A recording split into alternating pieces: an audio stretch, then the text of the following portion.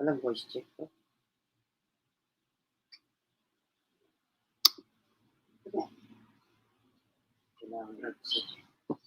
Hi guys.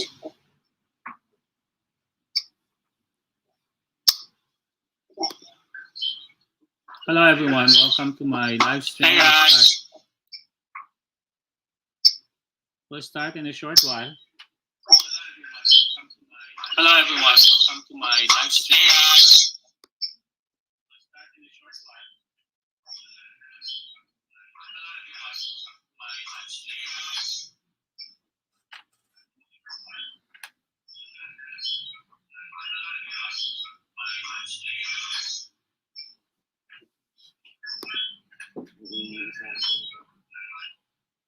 We'll start in a short while.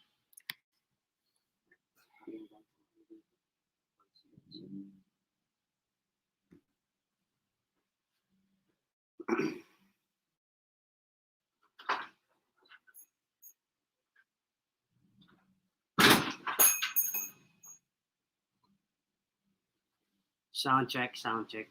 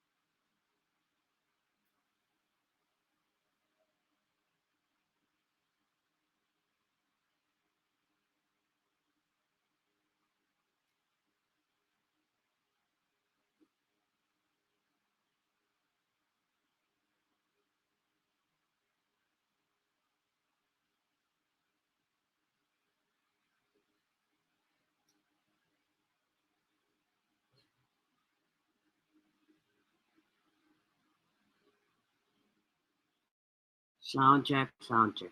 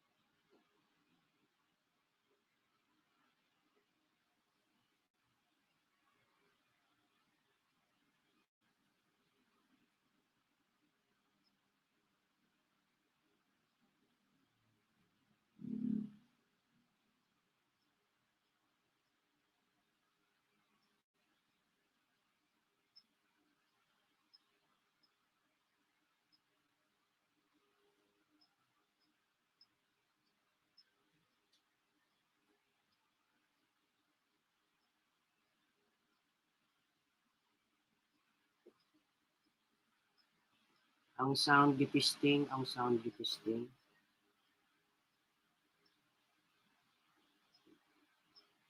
Pisting sound.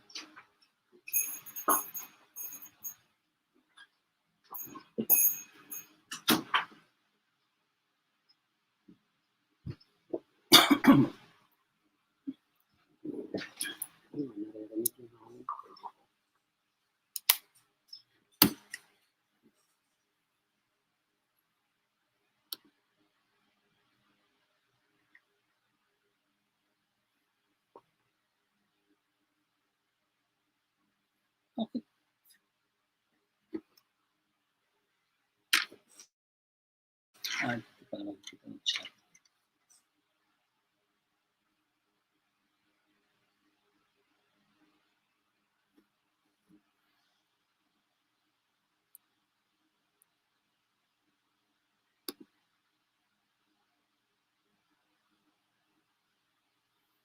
So, makikita kong ilan ang nanonood sa akin.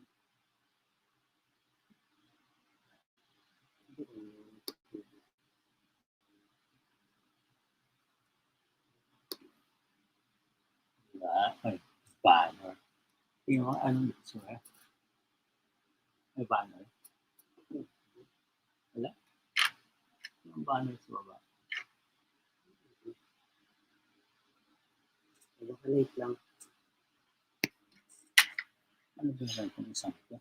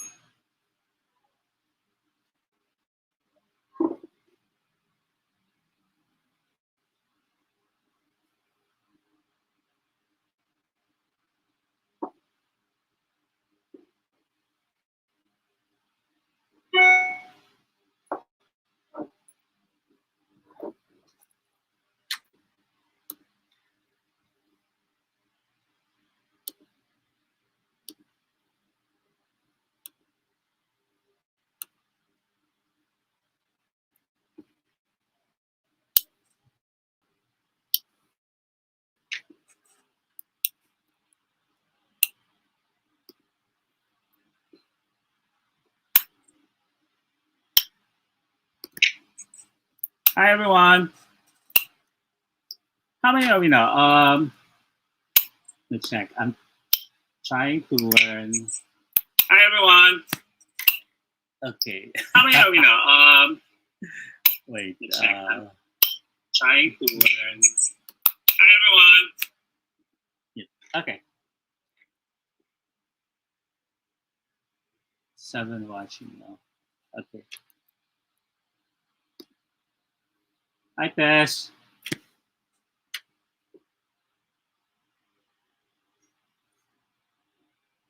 Wait, I'm trying to find comments. Okay. Hello, hi. We need to rely on the chat since I cannot invite you guys to be on cam because of limitations in technology. I'm trying to learn how to do this more efficiently. Actually, last night we were trying out with a television set behind me. Yung parang may LCD projector ako sa likod. Ang problema lang, because this is a writing course, necessarily, madaming slides na may madaming texts. Kasi we'll have to look at some examples, we'll have to look at, there are some exercises, and they're really text-based. In other words, yung karamihan ng gagawin natin ngayon, we will examine certain sentences, certain passages, and then we will try to critique them. And we will try to do that using the chat box lang muna. Okay? I'm actually using a third-party app so that I can show a PowerPoint presentation. Hi, Madeline. It's good to see you again. Hi, Tess in Cebu. Hi to all our relatives in Cebu. Tia Dulcing, everybody. Okay, 11 people watching now. Wait until the others start coming in. But okay, so this is a series of live streams. No, for those of you who don't know me, for those of you who are watching me for the first time, I am a trainer, I'm a teacher, I'm a writer, I'm many things, but I've been retired temporarily. Okay, I took a break from the corporate world, from teaching because of the pandemic and because of certain things that I needed to attend. I started to do a vlog just to find expression for my many passions. Okay, and there's been requests for me to do certain training programs online, and I thought, why not? Okay, why not? It's always good to share with everybody knowledge, because I firmly believe in what's called the abundance mentality, which basically says the more you share, the more you acquire learning. Okay, that there is no that learning is infinite. It's not something that you store and stays there. Okay, in fact, you probably need to unlearn all the time so that you get to learn new things. So I firmly believe in the abundant mindset, in the abundance mindset. That's why when I conduct training programs, for example, I always make it a point to share my PowerPoint, because there's more where it came from. Okay, there's more where it came from. Okay, hi Maria Catherine Dasilio Domingo. Good afternoon, then. Hi Sip, it's good to see you. Hi Govzi Lopez. Okay, hi Dino. Okay, 13 people watching now. It's 2:02. Okay. Like I said, I'm trying to master technology in terms of how to live stream. Hopefully, when we do part 2 of this live stream, writing is cannot be taught in one afternoon. Okay. In fact, to be honest about it, it took me a number of years to really be able to say that I can write. Okay. But we can try, okay? Because most of you, I'm sure that you've had some experiences already in writing, and that for some of you, probably what we're going to discuss this afternoon is some kind of a refresher course. Okay, for some of you, this is just for additional information. Just trying to find out, new ideas, new tips, new tricks. Okay, you're probably good writers at this point. Okay, it's always good to learn a new perspective from somebody else because there are many ways to do something anyway. Okay. Um, okay. So this course, writing made easy, and I'm going to talk about why it is entitled that way. In a short while, is at least composed of 3 parts. Okay. So this afternoon we're going to talk about 5 of the 10 practical tips to improve your writing.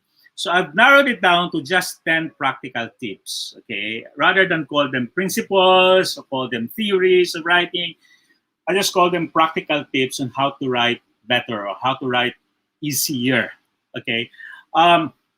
So this afternoon we'll talk about the first 5, and we'll do some exercises. And then next Sunday, or maybe Saturday or Sunday, but next week we'll do the other 5. But also this afternoon we'll try to do some grammar review because I've learned that it always helps, to be reminded of certain rules in grammar. Okay, not because. Some people probably need it, some people don't, but it's always good to know certain things. Kasi yung grammar din, most of the time, you just know when it's right, di ba? You just know when it's correct. I mean, most people, they don't really try to analyze, what makes it grammatically correct, what makes a sentence grammatically correct. They don't really try to analyze. Sometimes it just sounds right or just looks right. Okay. Hi, Auntie Dulcing from Cebu. Okay. Reunion din ito ng family members. Okay.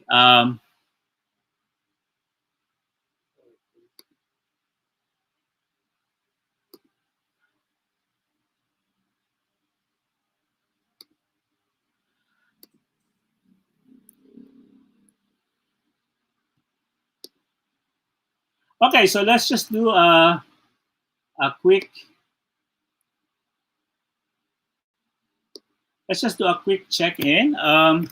So in the chat box, let's just make this a little more interactive. So in the chat box, please write a number from 1 to 10. Let's just do a quick check-in. So how are you today? Let us know.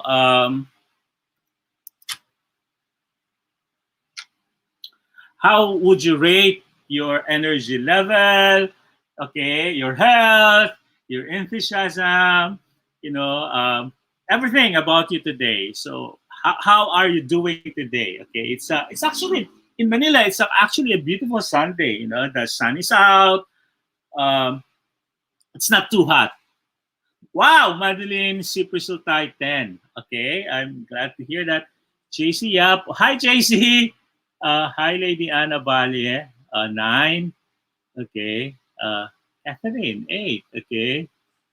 Tino, 7. Wow. Okay. So it's good to know that most of you are, doing well this afternoon. Okay. Quite on the high end. Okay.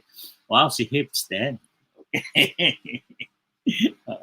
The others, please, let's make this as interactive as possible because I would only know if you're okay, if you're still there, if you chat in the chat box. Okay, so that's our only way of communicating with each other. That's our only way of, of interacting. John Oscar Kabakan. Hi, John. Okay.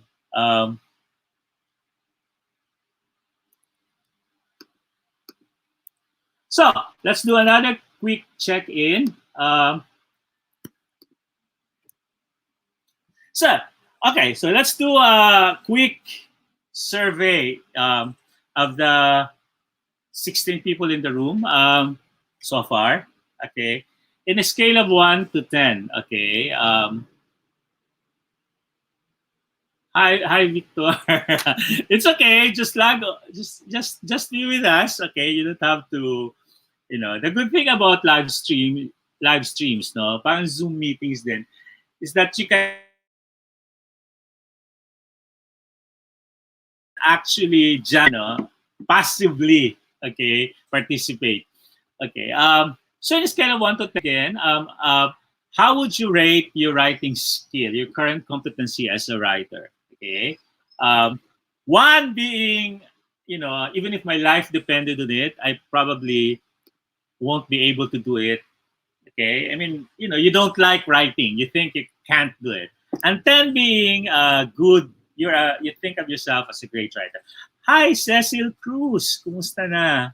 Okay. Um,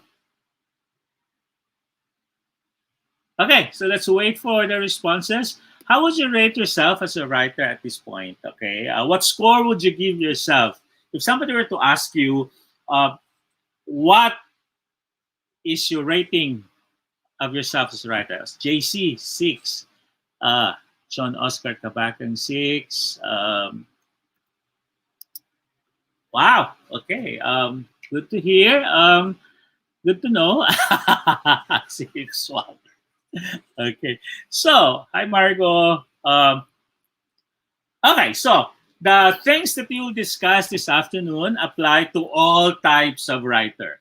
It doesn't matter if you're just starting out, what we're going to talk about will also help you if you're just starting out. But if you've been writing for quite some time, this can also help you. It can refresh, okay, your memory about, certain things to remember about writing, okay. If you're somewhere in between 1 and 10, what we're going to discuss today will probably help you improve your craft as a writer. Just in case you decide to become a writer, to make a career out of writing. I never intended to become a writer, okay? Although, I'm going to talk about this in a short while, writing was just something I did on the side. Okay. My teachers in high school, in college told me I wrote well. Okay. I've always been asked by my friends to write love letters. Okay. um, but I never really thought of myself as a good writer. Although, I was editor of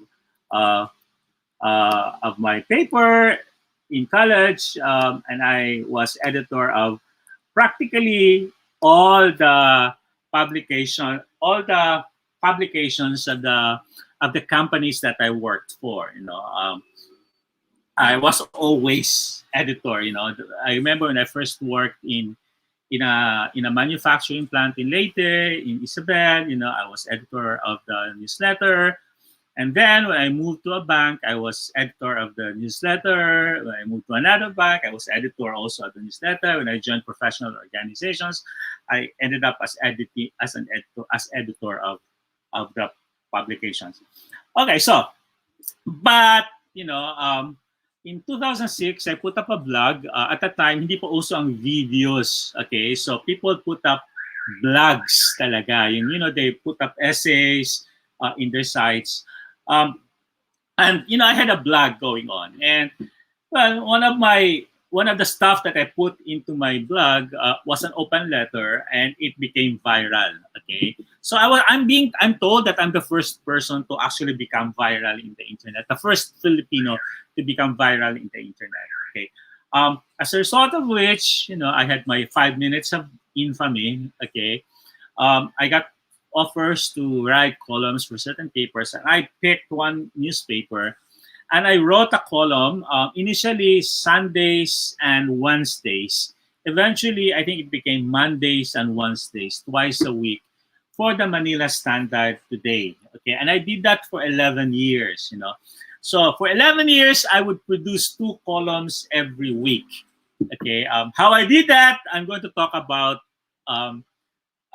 in one of the 10 practical tips, because the idealized notion of a writer na pag upo ng writer sa tapat ng laptop, talagang dire-diretso ang pag-type ng column o kaya pag-typewriter na pang dire-diretso lang. As if the writer is just emptying his mind into a piece of paper or into a screen is not exactly accurate. There's a lot of thinking process, the thinking process that precedes any kind of writing. Okay, and that's an advice I always give to people. There is no substitute for thinking. And I always tell my students about this. I'm also a professor. I'm continue to teach at the De La Salle College of St. Emile to HR majors. And I always tell my students, and I'm known for saying this, there is no substitute for the thinking process. Nobody has ever died of thinking. So please use your brains and think. Okay? So anyway, so just talk about why is writing something that I'm comfortable talking about? Because I've had lots of experience doing it, Like I said, I wrote a column twice a week for the Manila Standard today. I had quite a following. So people ask me, oh, by the way, you can ask me questions in the chat, okay? Let's make this as interactive as possible. You can also interrupt me and greet someone, shout out, baka lang to break the monotony because you can't expect me to be talking the whole time, okay?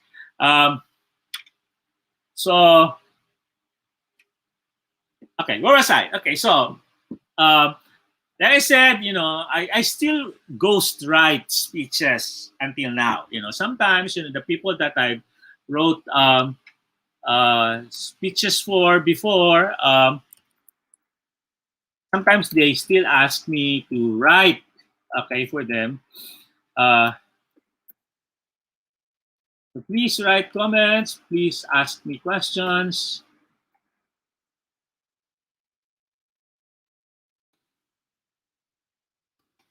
And I'll be happy to respond to your questions if you have them. Okay. So, why is being a good writer important? Okay. And I'm going to say this with a certain degree of authority. Okay. Because most successful people are good communicators. It's just a fact that if you are able to communicate better, the chances of you moving up the corporate ladder becomes higher. Parang half the battle is won if you know how to write well. Okay, half the battle is won if you know how to communicate. Kasi pag magaling ka magsalita, magaling ka magsulat, you're able to express yourself better compared to, let's say, another person na matalino nga siya, okay, magaling nga siya sa trabaho niya, kaya lang, hindi naman siya marunong magsalita, hindi naman siya marunong mag-communicate, okay?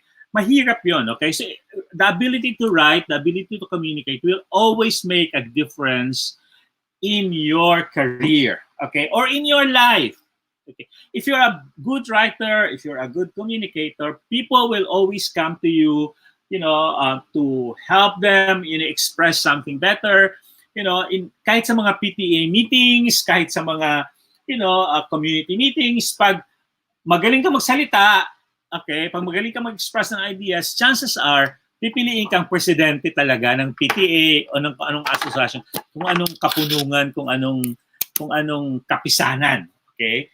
So the ability to write will always make a difference, and to write well, okay, the ability to communicate better will always make a major difference in your career or in your life, okay? Also because 80% of our waking hours are actually spent communicating in some way, okay? In some way. So if you, okay, there are 24 hours in a day, let's say that you sleep 8 hours a day, that means, 80% of the time you're awake, 80% of the 16 hours that you're awake, you actually spend in some form of communications. You're probably, texting someone that's communicating, you're talking on the phone that's communicating, and hopefully you're always understood clearly. I mean, hindi ka napapasok sa mga situations where, where there is a lot of conflict, there's a lot of argument, because you're not able to express yourself clearly and that people wonder, ano nga ba talagang gusto niyang sabihin? Ano nga ba talagang sinasabi niya? Okay, so 70% of interpersonal problems, 7 out of 10, sa 7 sa bawat 10 away can be traced to ineffective communication. Okay? So karamihan ng mga hindi pagkakaunawaan, nag-uugat talaga yon 7 out of 10 sa hindi pagkakaintindihan. Okay? And then almost half of major accidents are caused by also failure in communications. Yung napanggaan sa kalye, sa kanto, miscommunication din yung karamihan kasi sabi, ay akala ko nagsisignal ka to turn right, o ay akala ka hihinto ka, o ay akala ka, di ba? Yung maling akala because of lack of communication or a failure in communication. And 90% of top 500 CEOs attribute their success to their ability to communicate effectively. So that's how important communications is. And most of the time today, most of the communications that we do are actually in writing. Kahit nga sa Facebook, di ba, yung mag-post ka lang ng status, hopefully you write a status that conveys a good impression of you.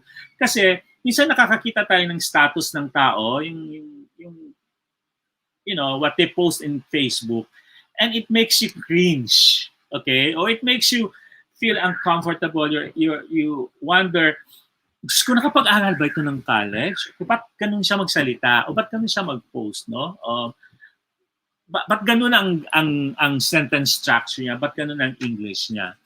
Okay. So, your ability to communicate effectively will always make a major difference in your career. So what we're talking about is whether you're in politics, kahit, you know, whether you're aiming to become a senator, or whether you are in school politics, if you're trying to run for president of the student council, or if you're trying to become, you know, a PTA president, or if you are in sales, you know, ability to communicate effectively, the ability to express yourself clearly, either verbally or in you know, or in writing, will always make a difference. Okay, and then if you're talking about leadership, that's also largely about communications. Okay, it's not accidental that the best leaders are good communicators, not accidental, okay?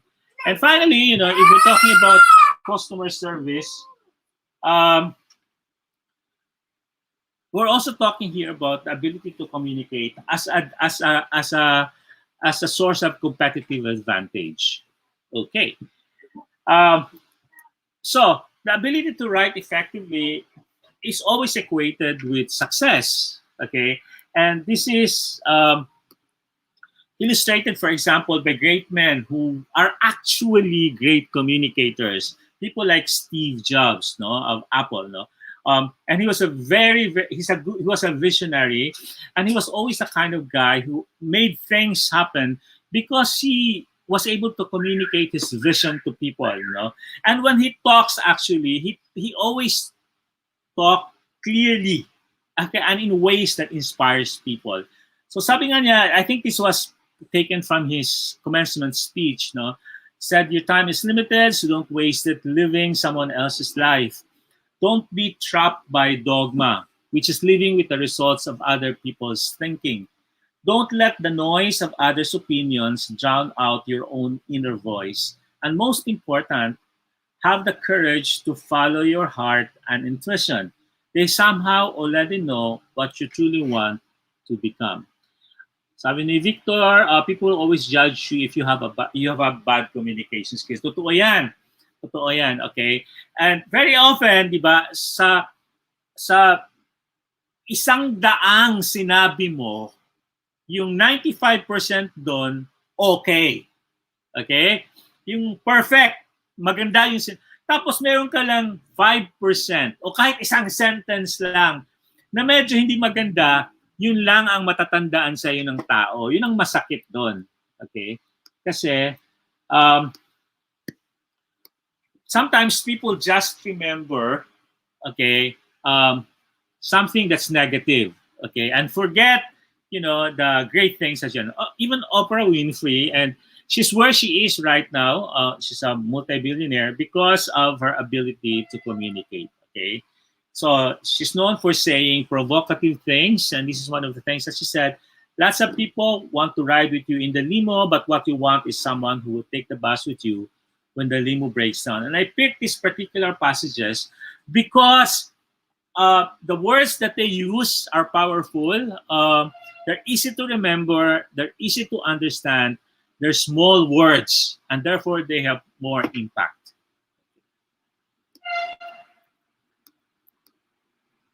Now, what I want to say right up front, okay, and I hope, and this is something that I truly believe in, and this is something that I always tell people when they ask me, okay, that what is my measure of good writing? What will make me say that a piece of writing, whether it's an article in a newspaper or a book or a column or anything, what is my measure that makes me say, what is my yardstick for saying that this piece of writing is good? Okay. And my answer to that is always when it reads naturally. Because to my mind, good writing must read naturally.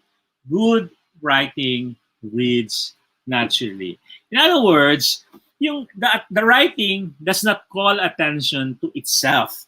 Yung pag nagbabasa ka, for example, ng halimbawa column sa dyaryo, you get engrossed in what the person is trying to say. You get excited in the message, in the idea. You get excited in the story. You're actually buried. You're lost in the story. Halimbawa, nagbabasa ka ng novel. Okay? Na hindi mo na napapansin yung words and sentences kasi excited ka dun sa kwento. Yun. In other words, it just reads naturally. The writer does not call attention to himself as a writer. The writing does not call attention to itself. Hi, Jessie. Jessie Rigustillo. Jessie has a show, an internet show. Okay. So please watch him. He talks about HR and he invites people to talk about HR. Baka imbitahin ako ni Jessie to talk about writing. I've actually appeared in his show already.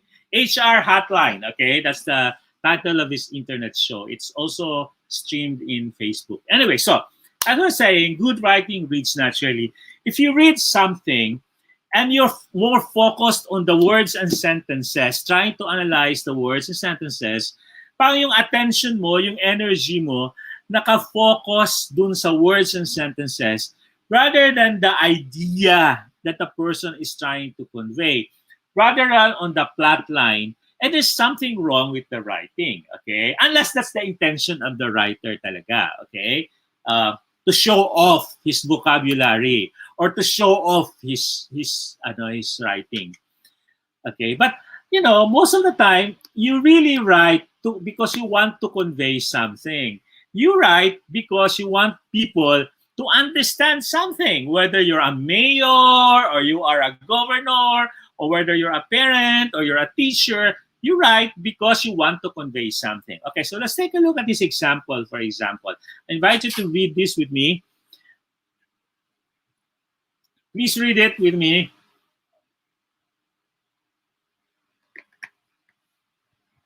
So, as of this date, our locality has unfortunately become cognizant of the unmitigated and unexpected upsurges of new documented infections, which is causing undue apprehension and detriment to the general public, which are reportedly attributable to local transmission, indicating the spread of the virus in the aforementioned communities, causing exertion of available funds and resources if the infections are not abated. Okay, now, so you might say, kaya kong intindihin ito, kaya ito ng powers ko. Kung sa totoo lang, you need to read this 3 or 4 times to fully understand what the writer is trying to say. And this is an actual announcement that I got from Facebook, no? Hindi ko lang sabihin kung anong municipality. Kung hindi ito ang municipality ko, sa awa ng Diyos, hindi naman ganito sila magsulat sa town namin. Okay. But some people think that this is the right way to write, you know. So if you look at this, first of all, and please comment in the chat box, what's your impression? What's your comment? Okay. Anong opinion nyo sa mga ganitong klaseng announcement o ganitong klaseng memorandum? Okay. Sabi ni Dino, very, very long. Yes, that's correct. Because it's actually just one sentence. Yes, it's just one sentence. Isipin mo, ilang words ito? 1, 2, 3, 4, 5, 6, 7, 8, 9, 10, 11, 12, 13, 14, 15, 16, 17, 20, 22. It's more than 40. Well, can you imagine it? More than 40 words in one sentence. It's very, very long. Okay, and even if you say magaling ka sa grammar, okay, yes, too wordy, at saka yung words niya, sabi nga ni Tess, wordy, saka yung words niya, they're not easy words, they're not easy to understand, and they're not easy to write. In fact, if you sit down and write a sentence with these words, it will take you forever to finish the sentence kasi big words get you stuck in the writing. Mahirap sundan yung cognizant na word, okay? And I will always maintain, you will not have problems in writing, in grammar. You will not have problems in grammar if only you stick to simpler sentences. Like shorter sentences, simple sentences. I will define what a simple sentence is later on. But if you try to write kilometrically long sentences, the way lawyers do, okay, you run the risk of committing grammatical errors. Okay, so sabi ni Cecil, difficult words. Yes, attribute of abated. I mean, how many people understand what abated actually means? No, detriment to the general public. Okay, now there are actually a number of grammatical errors here, which makes the writer, come across as careless. Okay, how can you write sentences that are riddled, that are full of grammatical errors? So anyone who can point out to me what the grammatical errors in this sentence are? Okay. There are quite a number actually. Now, yung iba siguro hindi napapansin kasi busy ka sa pag-analyze kung ano bang gusto niyang sabihin. First of all, as of this state, Arrocatis are forced to become cognizant and mitigate an upsurges of new document infections, which dapat ito kasi infections, di ba?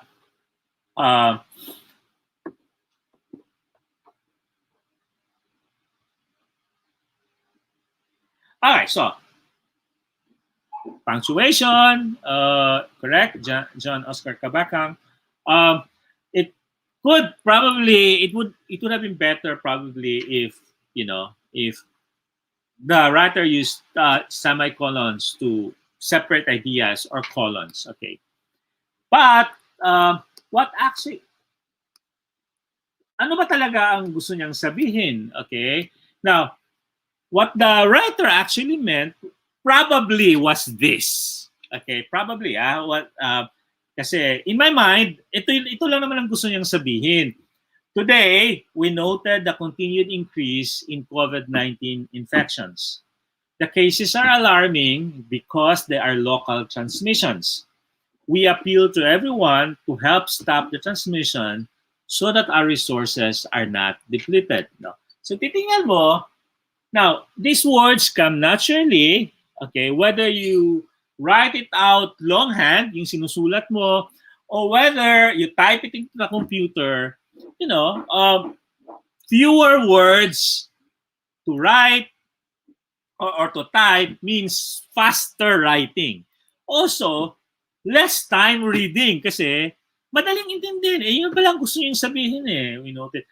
Also, sometimes, and I'm going to discuss this in a short while, some people do this deliberately actually because they know that what they're trying to say, paulit-ulit na lang. Kaya sinasadya talaga nilang magmukhang mahirap intindihin. Okay, ang kanilang sinusulat. But then again, like you said, simple lang naman ang gustong sabihin niya actually, di ba? And, you know, yung version na sinulat ko, na sa palagay ko yun ang gusto niyang sabihin, mas madaling intindihin yon, mas madaling maunawaan ng mga tao. So, ang tanong is, why are people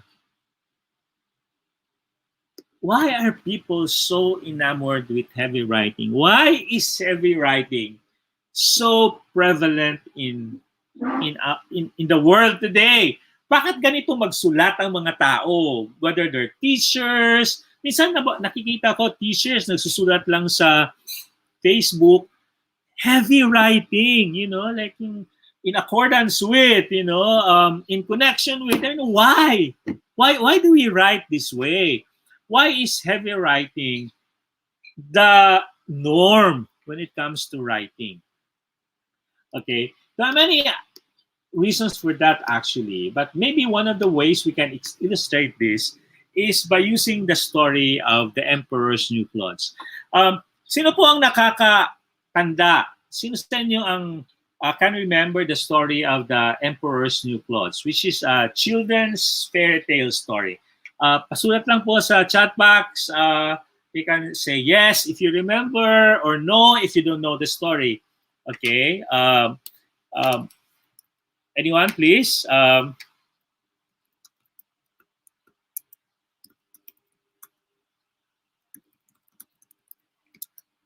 Okay, so I can see some some comments. Yung iba yes, yung iba no. Vain Emperor who liked clothes. Yes, I do remember. Okay, so very, very briefly, let's try to reconstruct the story in our minds. Okay, so anyway, once upon a time, this is a children's fairy tale. Once upon a time, there was an emperor, okay, who liked clothes, who was very, very vain. Okay, gusto niya lahat ng sinusuot niya maganda, bago. Okay, so he would pay a fortune for people to make new clothes for him. So one day, there were two thieves, yung mga dalawang magnanakaw, dalawang manloloko, dalawang scammers. Okay, pumunta sila sa palasyo, sabi nila sa emperor, "Oy, Your Majesty, we can make new clothes for you, and they will be special clothes because they will be clothes that can only be seen by people who are intelligent." Yung mga matatalino lang ang makakakita sa gagawin naming damit mo. Okay, so sabi ni Marco, he hired a tailor to make the best clothes. So siyempre, ang emperor naman, medyo tuwang-tuwa siya kasi siyempre, clothes that can only be seen by intelligent people. So the tailors, who were actually scammers, okay, asked for gold thread, diamonds, rubies, you know, all that jewels that they will put on the emperor's new clothes, no? So, and then they went through the motions of sewing. Nagkukunwari silang nagtatahi, nagtatabas ng tela, nagkukunwari silang nag-assemble ng damit. So in reality, wala talaga silang ginagawa. Okay? Tapos yung mga hindi request silang gold threads, yung mga jewels, tinatago nila at pagdating ng hapon, inuuwi nila sa kanila. Okay? Ninanakaw nila, in other words. And they went through this whole scam, no? Of kunwari making new clothes. Okay, so one day the emperor told the prime minister, tingnan mo nga, i-check the progress of the new clothes. Tingnan mo kung ano lang ginagawa nila. Siyempre, nung nakita ng prime minister, wala naman talagang siyang nakikita kasi wala naman talaga. But he was not willing to admit to himself that he was not intelligent. Kasi nga, sabi ng tailors, at naniwala yung emperor that only intelligent people will be able to see it. So, sabi niya, ay, ang ganda-ganda naman, ang galing-galing, you know.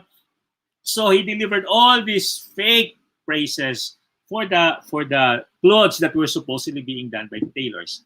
So nag-report siya sa emperor, sabi niya, Your Majesty, ang galing-galing ng ginagawa nila, ang ganda-ganda, et cetera, et cetera, et cetera. Okay, and so it continued. So the tailors once again asked for many new things, no, na ninanakaw lang naman nila. Tapos sabi ng emperor sa empress, ikaw naman, tingnan mo, gusto excited na ako sa damit na ginagawa nila. So ayun, ang empress naman, wala din siya nakita kasi wala naman talaga. Kaya lang ayaw naman niyang aminin, wala siyang nakikita kasi the prime minister was able to see something and she was not willing to admit to herself that the prime minister was more intelligent than she was. So she reported to the emperor, na ang ganda-ganda ng ginagawa, and so on and so forth. So there was this whole celebration. There was this grand parade to celebrate the emperor's new clothes, and everybody was pretending that they were seeing something. They were all praising the emperor's new clothes. What wonderful patterns, what great colors. And then it only got discovered when a child, said, but he's not wearing anything. And that's how the ruse got discovered. That's when the scam got blown. And what is the point of this story? The point is that today the whole world is playing a dangerous version of this story. Okay, today the world actually is playing this game. Very few people understand so much of what is written. Okay, madaming hindi mo maintindihan na mga articles, mga posts, mga libro. You can't understand them because they're written or memoranda. Okay, but very few people are willing to admit it, because somehow we've fallen into this trap of thinking if you cannot understand it, if you're not able to understand it, it must be intelligent, it must be too intelligent for your level of intellect. And that's a lot of crap, actually. That's why I've always maintained, if I cannot understand something, it's not necessarily my fault. It's the writer's fault, okay? Because the writer could have written it in ways that, that would have made comprehension easier or better, okay? And that kind of attitude helps me become a better reader because I can compensate for the writer's shortcomings. So, you adjust kasi naintindihan mo na the writer does not know any better and therefore you make the most about it. But unfortunately, this kind of writing, heavy writing, is perpetuated because there's just a lot of people who think, ay, ang talino. Pag mahirap basahin, ay, talino niyan para sa akin, hindi para sa akin yan, okay? Pag matalino, which is bad, because writing is really there, to help people understand things, okay? People write things to convey something. And the writing, the words and the sentences are just transportation vehicles. In other words, they just convey the ideas. The most important part of the whole process is the message. What are you trying to say? And if the transportation system in words and sentences destroy the process, then writing has failed. The communication process has failed. So today, hopefully, we're here to change some bad habits, some bad attitudes, okay? We're hopefully will be able to correct some bad notions about what writing is, so that we can become better writers, so that we can become better readers also. Okay, but let's try to analyze, why is this disease so rampant? How come a lot of people write in this heavy style? Why do people use long sentences in their writing and use and drag in a lot of heavy words, long words in the process. The first reason is honestly, is can be excused. Okay, um, the reason for that is that most people, they don't know better. They think they're supposed to write that way. Some people are just honestly misguided. Okay, one, because they probably had bad advice from some English teachers. I had some teachers who gave me bad advice, but fortunately for me, I had great teachers also who gave me good advice. Yeah, in fact, I remember when I was in college, one of my favorite professors, um, and she was a great writer. Her name was Dr. Violeta Ledesma. Uh, and she was an advocate of clear writing. Okay, every time she was also the advisor of the school paper. So every time I'd write something, she would deliberately crash out the long words, okay, the big words, and she would tell me, find a smaller word first. If you can't, come back and we'll discuss it. Okay, so the first one is people write in that way because they think that's the right way to write.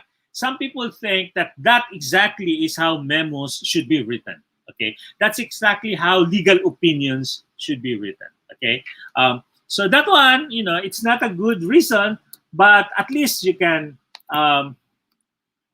excuse people for that. So here are examples of bad advice that you probably have gotten through the years, okay? And they're very bad advice, bad pieces of advice, okay? For example, never begin a sentence with I. That's very bad advice. And because there are many instances when you need to begin a sentence with a word I, okay? And if you don't begin a sentence with the word I, you end up saying the undersigned or this writer, or you sound like some uh, congressman saying, this humble representation hereby submits. But who talks that way? Who writes that way? This humble. That's just a stuffy synonym for for I. What it really means is I. When he says this humble congressman, he really means I. Okay, so just use I. Okay, so that's not. If somebody told you that never begin a sentence with I, that's bad advice. Of course, do not begin every sentence with I. Na parang yung buong paragraph mo is I did this, I wrote this, hindi naman maganda yan. The second bad advice that you probably got is that do not repeat words because you will become redundant. That's very, very bad advice, okay? Because there are very few exact synonyms in the English language. So if you use one word, and it's probably the best word to use, there is no law that says you cannot repeat it, okay? Because if you do not repeat it, you'll end up with a synonym that will become, more and more abstract. Okay, so if you cannot use, if you're describing about a conference that you attended, and the next sentence you can't use conference because you already use it, so you say the gathering. Okay, and then you go into the activity na, and then you go into the exposition. No, and they become very, very abstract. The words that you use become very, very abstract. Na wala nang kinalaman sa convention or sa seminar or sa conference. Do not begin sentences with and or but, okay? Of course, you can begin sentences with and or but, okay?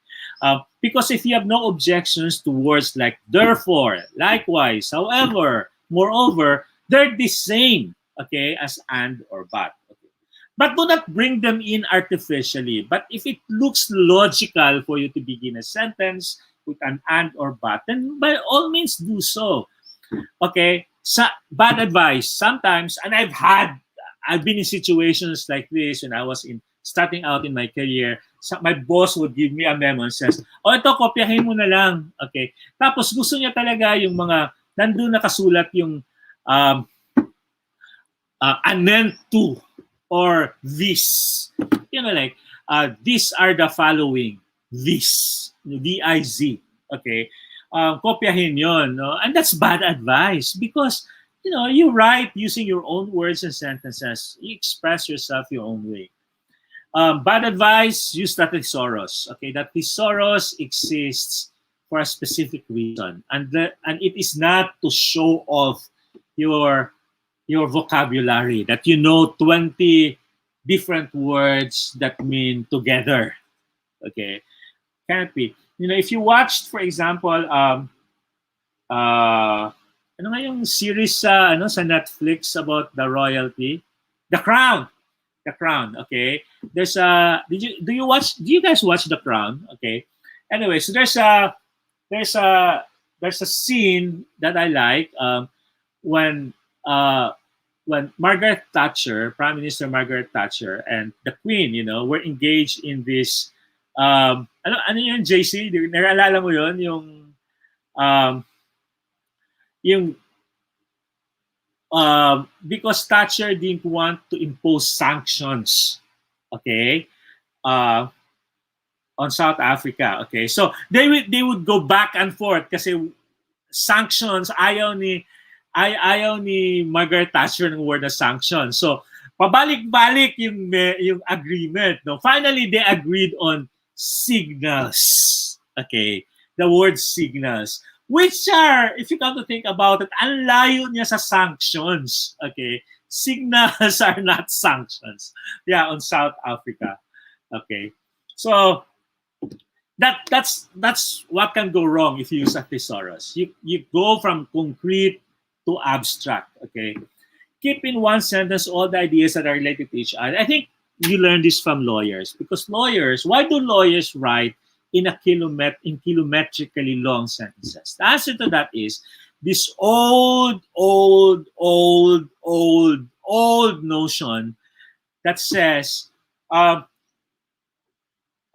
facts that describe a certain event should be in the same sentence for it to be legally tenable. Now, most judges have already ruled that out. Na walang kinalaman yon, okay?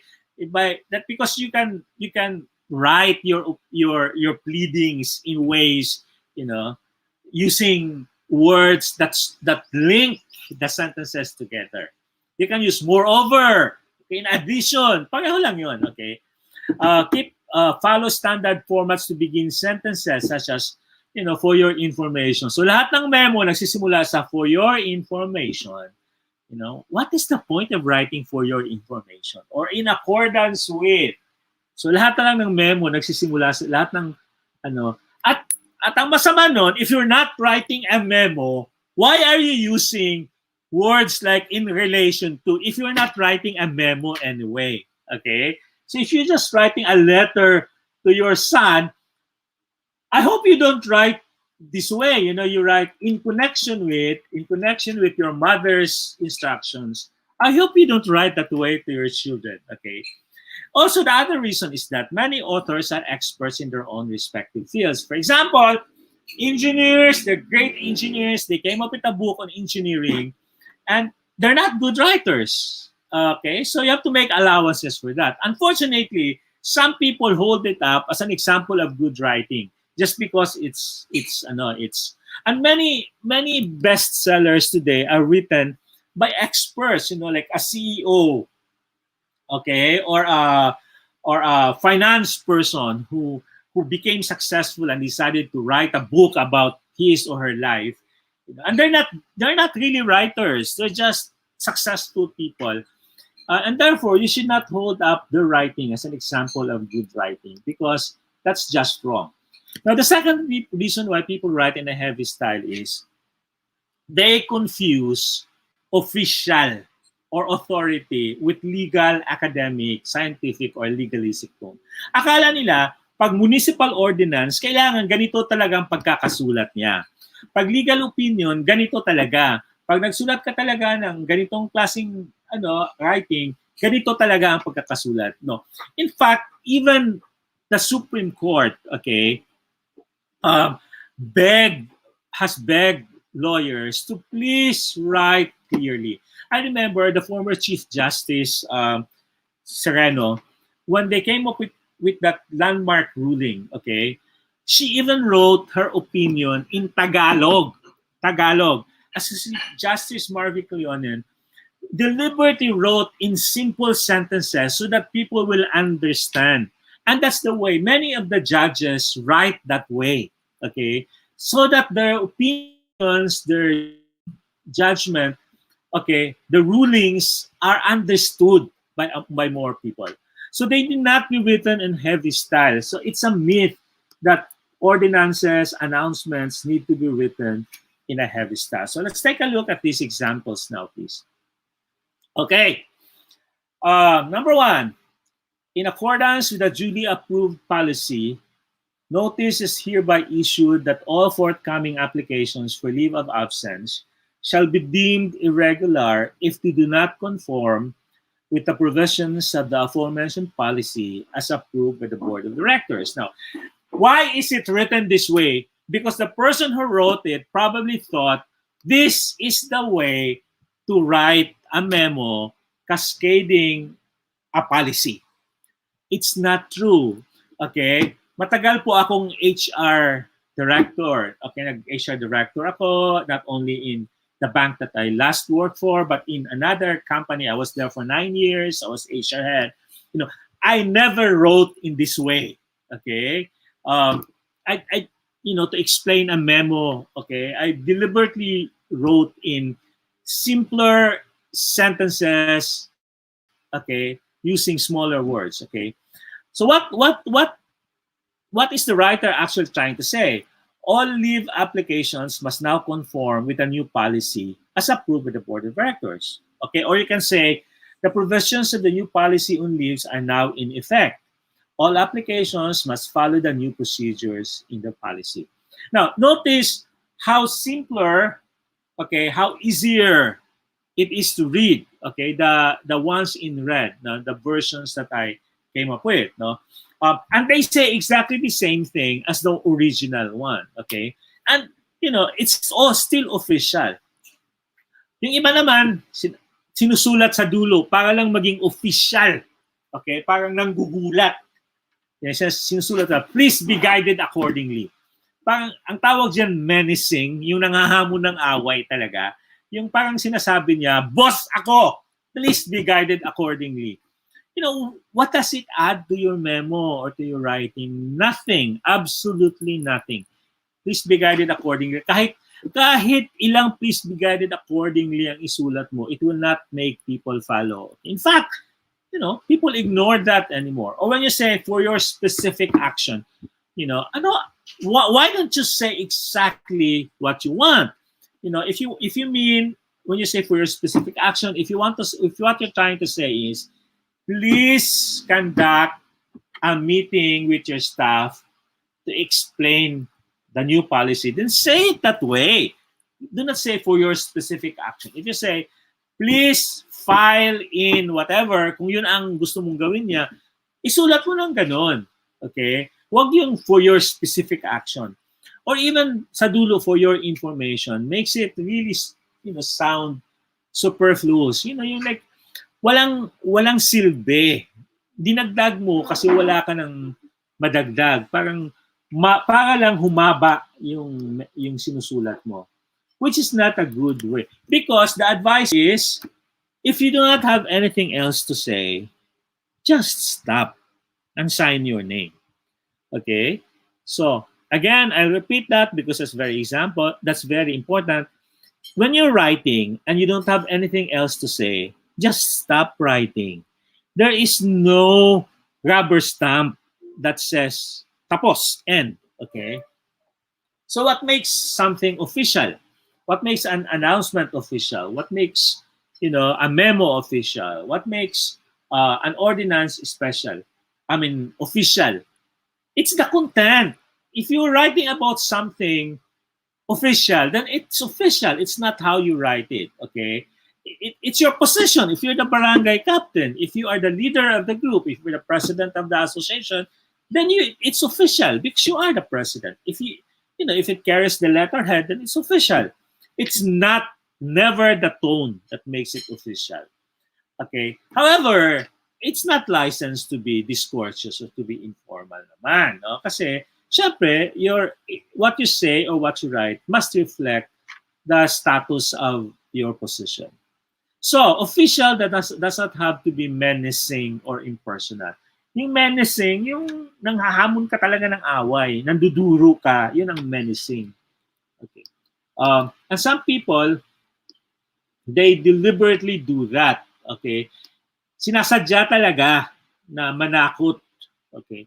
Mang-threaten sa writing nila para sabihin, kasi official ako ang regional director. So, these are official announcements. Okay? Look at, they are official, but they're not written in that way, in heavy style. The new test kits have arrived. We can now conduct tests on a first come, first served basis. Please register early if you want to be tested. No, simple words, simple sentences. Okay? Walang in accordance with the previous announcement that we will, whatever. We regret to inform you that no new applications for funding can be approved at this time due to shortage of funds. Okay? Or the motion is denied for lack of merit. The Council does not agree that there is a need for drastic actions at this time. We will, however, revisit this decision when there is new information available. Okay. Now, can you imagine if this was written by a lawyer? It would have to be written in a kilometrically long sentence and with words like "and then too" or with the aforementioned whatever. Okay. So they don't have to be heavy. They don't have to be written in a heavy style to make it sound official, because it's the content, it's your signature that makes it official. So, because this course is entitled Writing Made Easy, it's important to remember good writing must be easy to read. Okay? There's a third reason why people write in a heavy style. Okay? And a lot of people are guilty of this. Pwede po lagyan ng please be informed. Pwede naman.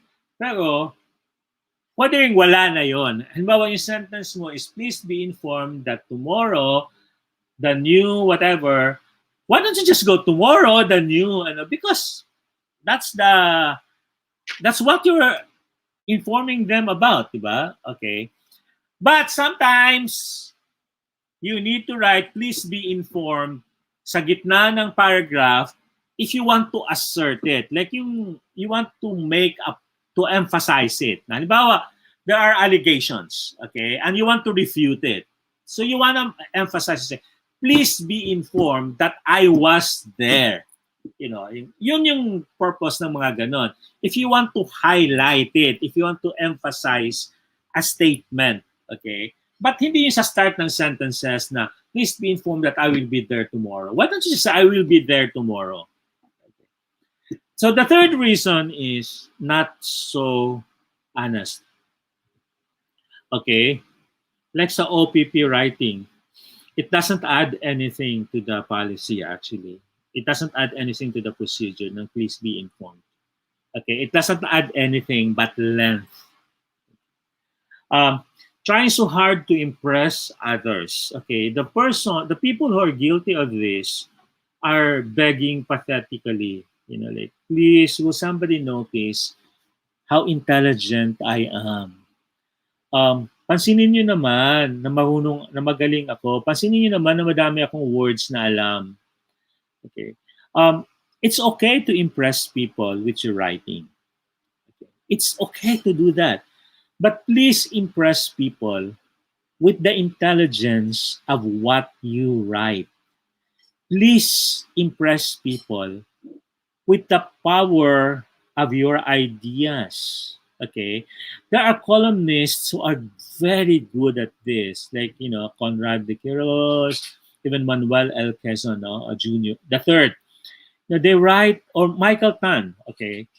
They have very important things to say, and they're very intelligent ideas, okay? And it's the ideas. You're impressed by the ideas.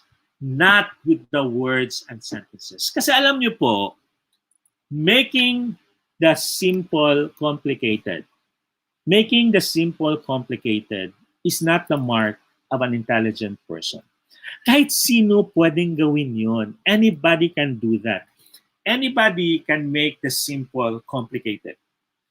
In fact, that's what, okay, people with mental problems do.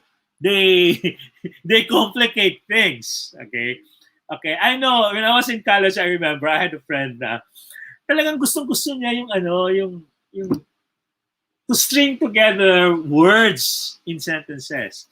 Like pagkahaba-habang mga thesaurus talaga, synonyms, like 20 synonyms in one sentence. Okay. Just to call attention to herself. Okay.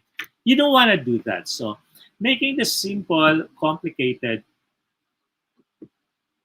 that's the, okay, that's the, making the complicated simple.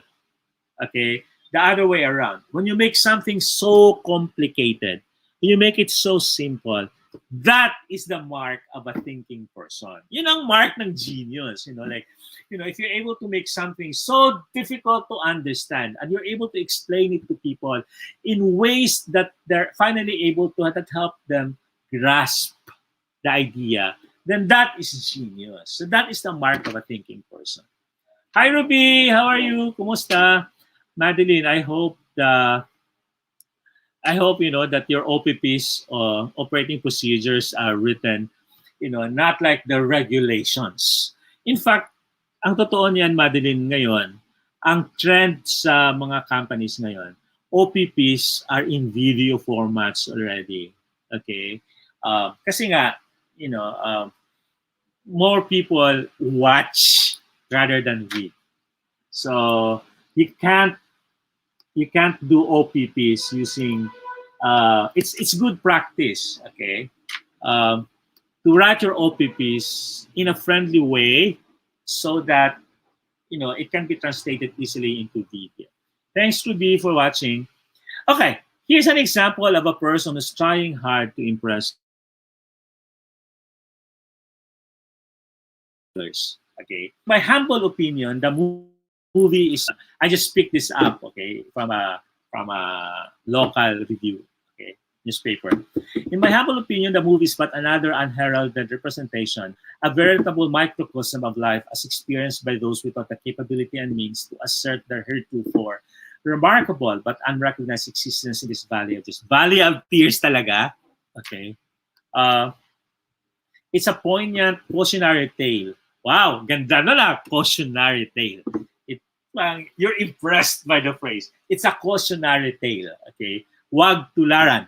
It's poignant pa. Okay, meaning it's symbolic. Okay, it's a poignant cautionary tale, replete with tenderness and compassion, and memorable insights combined to create a whirlpool of tensions that makes viewers live and experience the unrelenting pain of the struggles of living in a world where the scales of justice are tipped unreservedly for those with power, to the detriment of others whose skin color or economic status or social classification are worn like a veritable scarlet letter on their chests.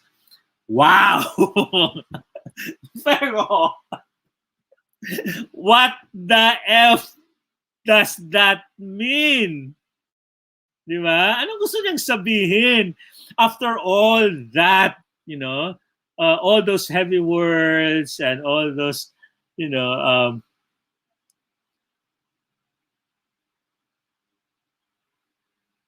anyway, sige, so it's clear that the person, now this, I know if what he's trying to say could probably be expressed in shorter sentences. And instead of like 2 or 3 adjectives, just one, pick. Ano ba talaga gusto mong sabihin? Stringing together, parang nagtuhog ng 3 words. That doesn't make your writing more effective. Na pa sinabi mong, my life is difficult, painful, and a struggle. Teka lang, pick one. Okay? Isa lang naman ang ibig sabihin nun? You can just struggle today. Okay? It also means difficult, it means painful. Okay? Pick one. Naalala ko tuloy, sabi ng, I was watching a vlog and medyo natawa ako kasi sobrang taray ng comment. Sabi nung tao, pangit ka na, pangit pa ugali mo. Mamili ka, isa lang. Taray naman nun, okay?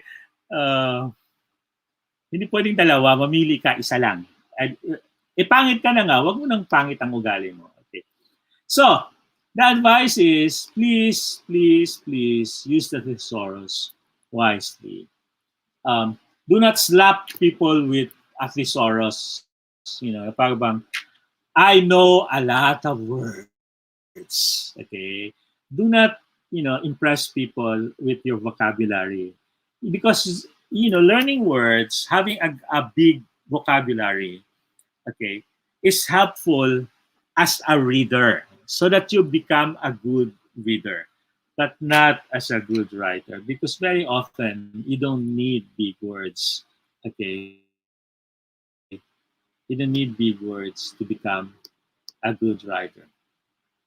So, if you try to impress people with your writing, let's take a look at very impressive passages. Okay. To my mind, ito talaga, I'm impressed with the people who said this.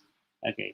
So from Henry Wadsworth Longfellow, who's a famous poet, he said, it's from A Sum of Life. Let us then be up and doing with a heart for any fate. Still achieving, still pursuing, learn to labor and to wait. Powerful words. Those are impressive words. Pang wow! Diba? Or Walt Disney, he said, the way to get going is to quit talking and start doing. Now, that's very impressive, diba? He's able to deliver a message with a wallop. Steve Jobs, if you're working on something that you really care about, you don't have to be pushed. The vision will pull you. Steve. Now, what I'm saying is, these are very impressive. These are passages that when you read them, you go like, wow. Diba? Wow. Galing.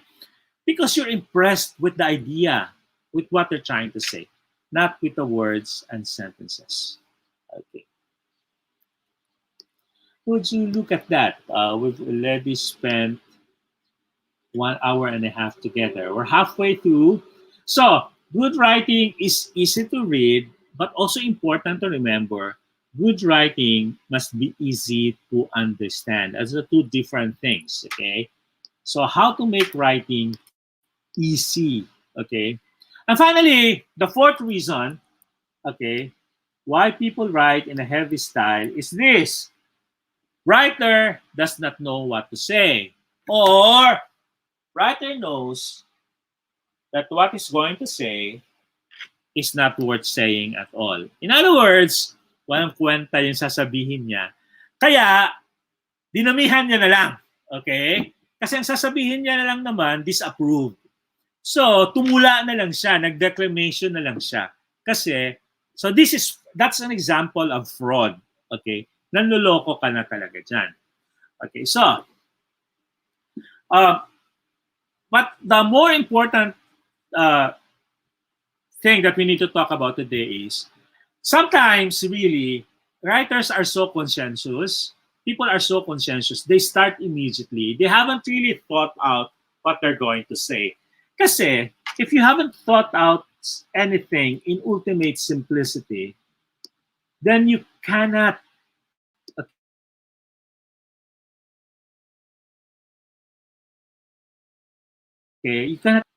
let me highlight that. Okay? Kung hindi mo pa siya naisip ng buo mula sa simula hanggang dulo, your writing will not be any clearer. Kung gumagawa ka ng operating procedures at hindi mo pa naintindihan yung buong proseso, your writing will not be any clearer. In fact, your writing will also look confused. Kasi nga, ikaw mismo, hindi mo alam kung anong gusto mong sabihin. So, it's important that the thinking process is the most important part of the writing. Okay. In fact, when I was still a columnist, okay, and I I had a job when I was a columnist. I was with a bank, and I had a very stressful job. Was my job was 8 to 8, okay, basically, okay, or 9 to 7, okay. But mahaba po siya, mahaba, okay. And very very stressful. And then I would teach at night. Kasi teaching was my form of relaxation, was my stress buster. I like being with young people. I like interacting with them.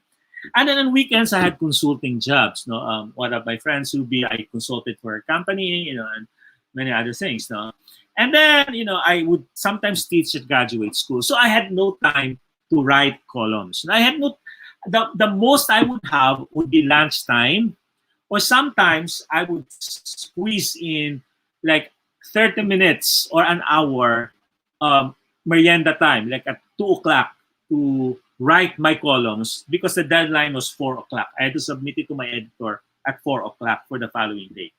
So I had to do that Tuesday for my Wednesday column, and I would have to submit it Friday for my Sunday column, or Saturday. Okay. Um, the writing part is the easy part. Madali na yun, yung magsulat, but it's the thinking process. So I would think about what I would write about longer. I would decide on a topic. Let's just say for my Wednesday column, the deadline is Tuesday. I would start thinking about it as early as Sunday, just thinking about it, and let it percolate, let it simmer in my mind.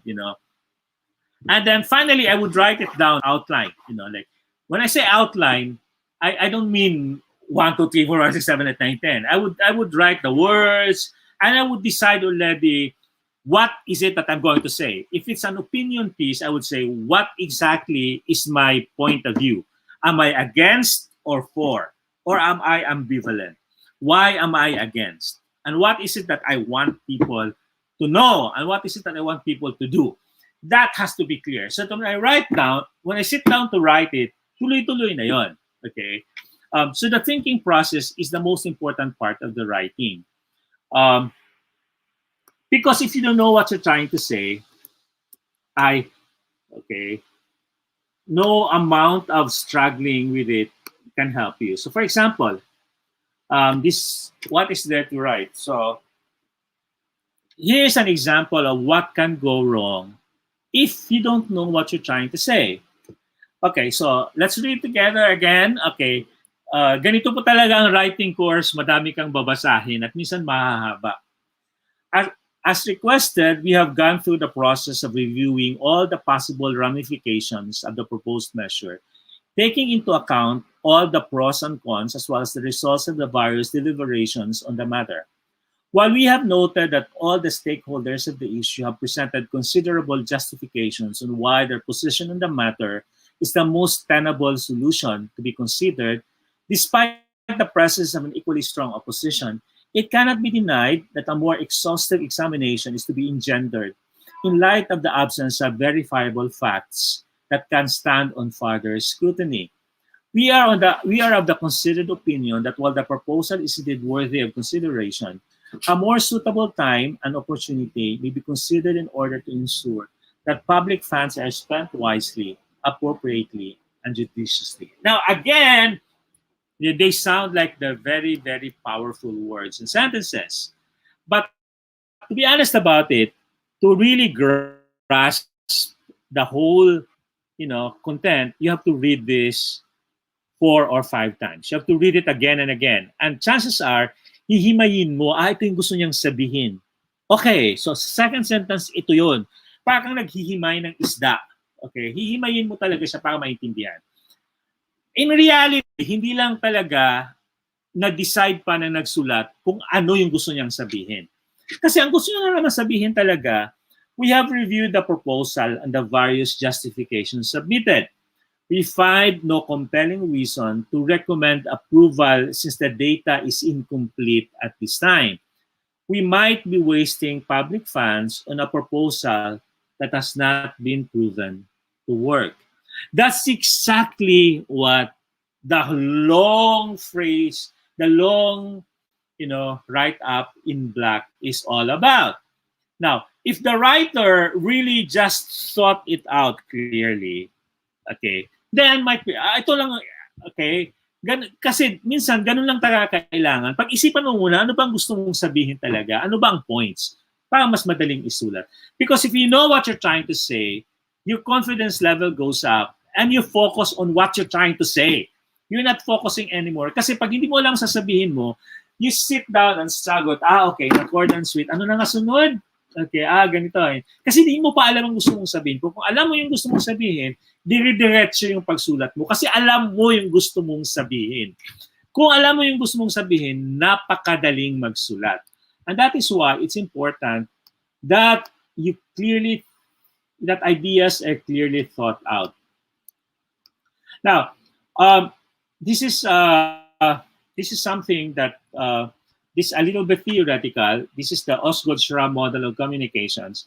And I bring this in here, okay, just to illustrate that the writing process, just like any other communication process, there are two steps in the process that needs to be given importance to, that needs to be highlighted. And that is the encoding process, because ideas exist in our minds, not as words and sentences.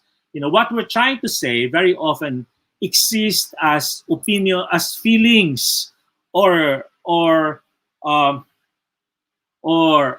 pictures. Okay, they do not exist on words and sentences. The ideas need to be encoded into words and sentences. For example, the idea can be, I love you, but I'm not sure of it yet, and I'm not sure it's a good idea for me to love you. That can be the idea. That can be the message. But it doesn't exist in those words. In fact, you need to translate that into words. Okay? And some people, they translate I love you many different ways. Okay?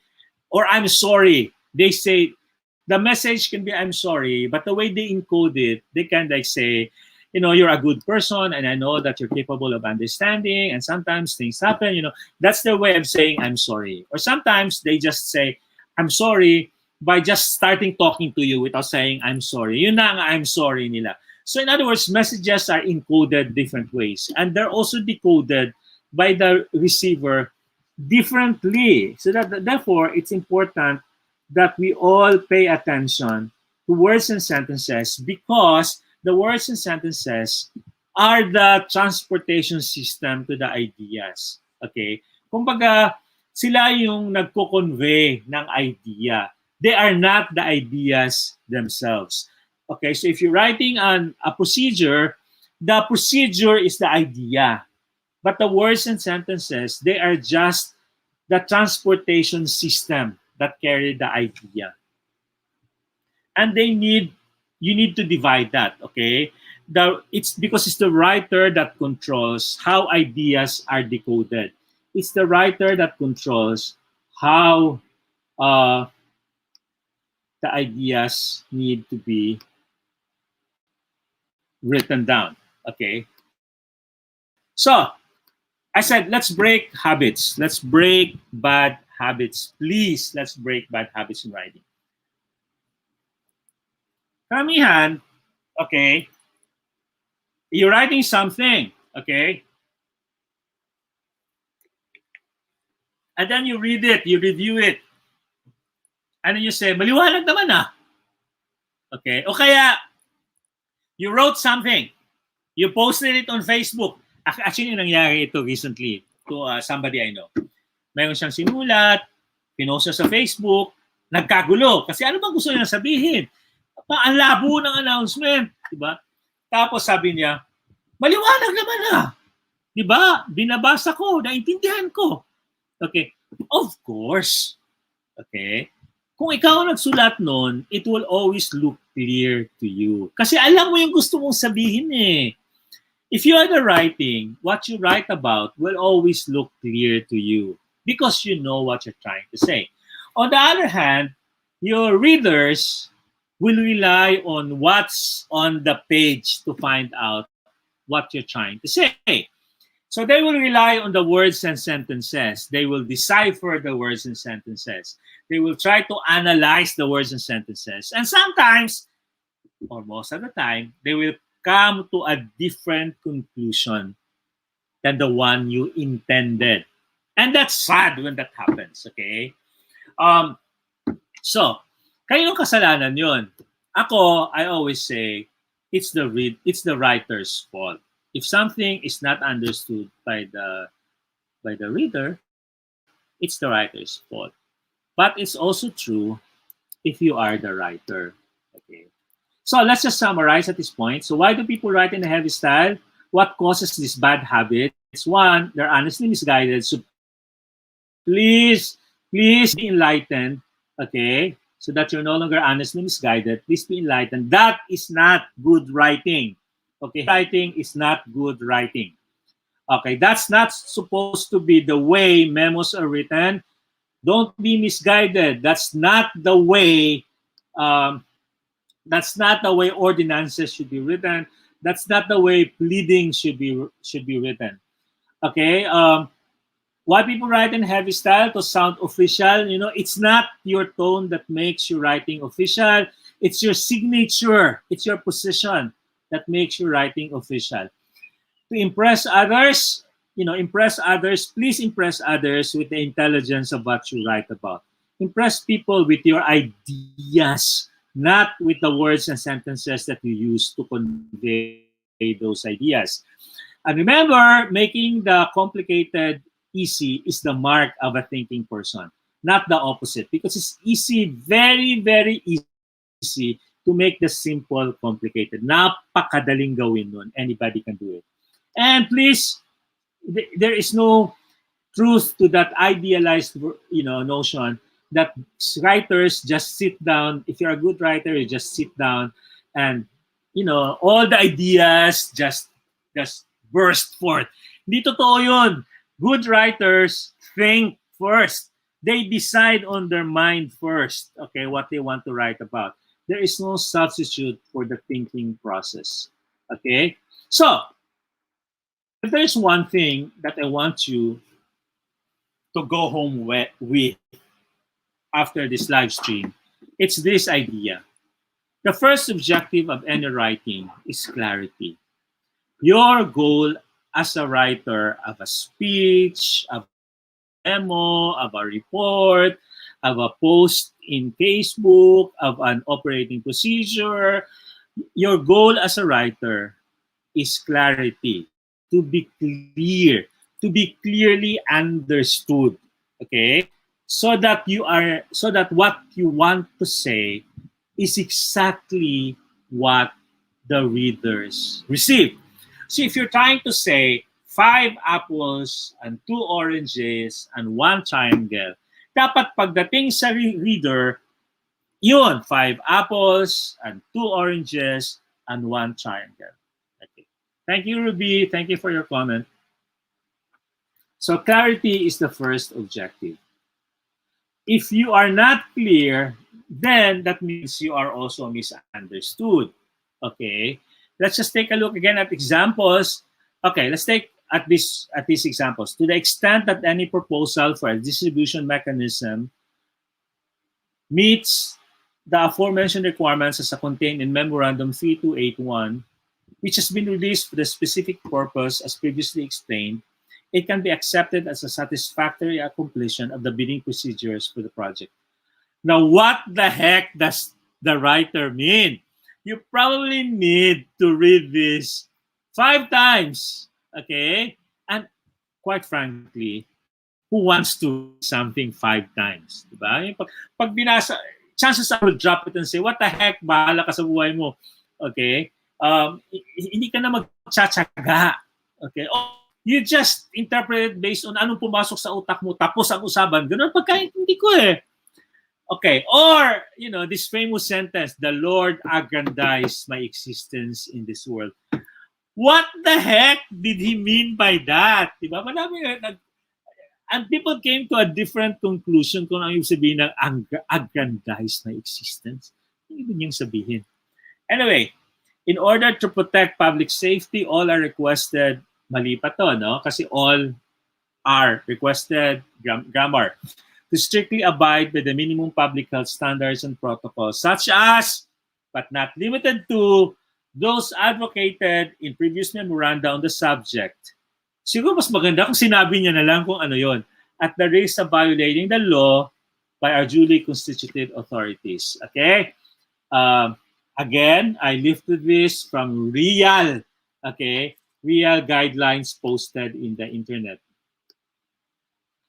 Bato-bato sa langit na lang tayo, ha? Tamaan, huwag magagalit. Okay, so the first, to the extent that any proposal for a distribution mechanism meets the aforementioned requirements, etc., ang gusto niyo lang sabihin, if a proposal meets the requirements of the project, it can be considered qualified for the bidding process. Ganun lang yun kasimple. Ngayon, okay. Siguro, pag nabasa mo to, sasabihin mo, ba't hindi niya na lang Chances are, this is what happened. May nabasa kang guidelines, o may nabasa kang operating procedures, o may nabasa kang memo, o may nabasa kang ordinance, o whatever. Tapos, sino siya maintindihan, naguguluhan ka, tinawagan mo yung nagsulat. Sabi mo, teka lang, explain mo nga sa akin, ano bang ibig mong sabihin? Tapos, kinuwento niya sa'yo, in simple sentences. Ganito lang yan. Okay, pag ganito, ganyan-ganyan, ganyan-ganyan. And then afterwards, you say, okay, gets ko na. And then you probably wondered, ba't niya sinulat na lang ng ganun? Eh di sana mas naintindihan na kaagad. Pwede naman palang i-explain ng ganun. Ba't hindi niya sinulat ng ganun? Okay? And maybe the writer should have written it that way. So ito, if a proposal meets the requirements of the project, then it can be considered qualified for the bidding process. Hi, Sarah, kanti lang. Ito yung famous statement ng isang general. Okay. To be fair to him, I don't think he wrote it. Somebody wrote it for him because I don't think he will say this in public. So he said, the Lord aggrandized my existence in this world. Ano bang gusto niyang sabihin? The Lord has blessed my life abundantly. I thank the Lord for giving my life meaning and purpose. I am grateful for another year that I can devote to public service. I thank the Lord for the opportunity to make a difference in the world and help many more. I mean, mas maintindihan ng tao kung ano ba talagang gusto niya sabihin. Kung gusto niya pa sabihin, thank you, Lord, for giving me another year. Ang buti niyo po sa akin. Eh di sana ganun na lang, naintindihan pa ng tao. Hindi yung the Lord aggrandized my existence in this world. So if you're not clear, you're also misunderstood. No? So for example, in this phrase, in order to protect public safety, all are requested, etc., etc., kung sinulat na lang sana ng ganito, okay, the wearing of face masks and face shields as well as observing social distancing and constant washing of hands is strictly required to reduce COVID-19 infections and protect the public. Violators will be apprehended. Yun lang naman palang gustong sabihin. Sabihin mo na ng maliwanag. Parang wala nang paliwanagan. Yung mga in order to protect public safety, abide by the minimum public health standards. I don't understand people who, instead of saying wear masks, they say minimum public health standards. You know what I mean? Why can't we just say wear face masks, face shields, social distancing, and washing of hands? Instead of repeating minimum public health standards and protocols, okay? I don't understand why people do that. Okay. So again, let us separate what you write about. Your ideas are separate from how you write it. Because hopefully, you don't think in terms of, words like aggrandized, okay? You don't, when you're thinking, when you're lying in bed at night, hopefully you're not thinking in connection with, okay? You're not saying, and then to the memorandum, or whatever. That's not the way you think, okay? So your ideas, your intelligent ideas, are different from the words and sentences that you use. Those are two separate things, okay? And it's important to make sure that you understand the distinction. Kasi if somebody has 1 hour to read, hopefully he is spending, at most 20 minutes on the words and sentences, just to understand the words and sentences. And the rest of the time, trying to understand the message.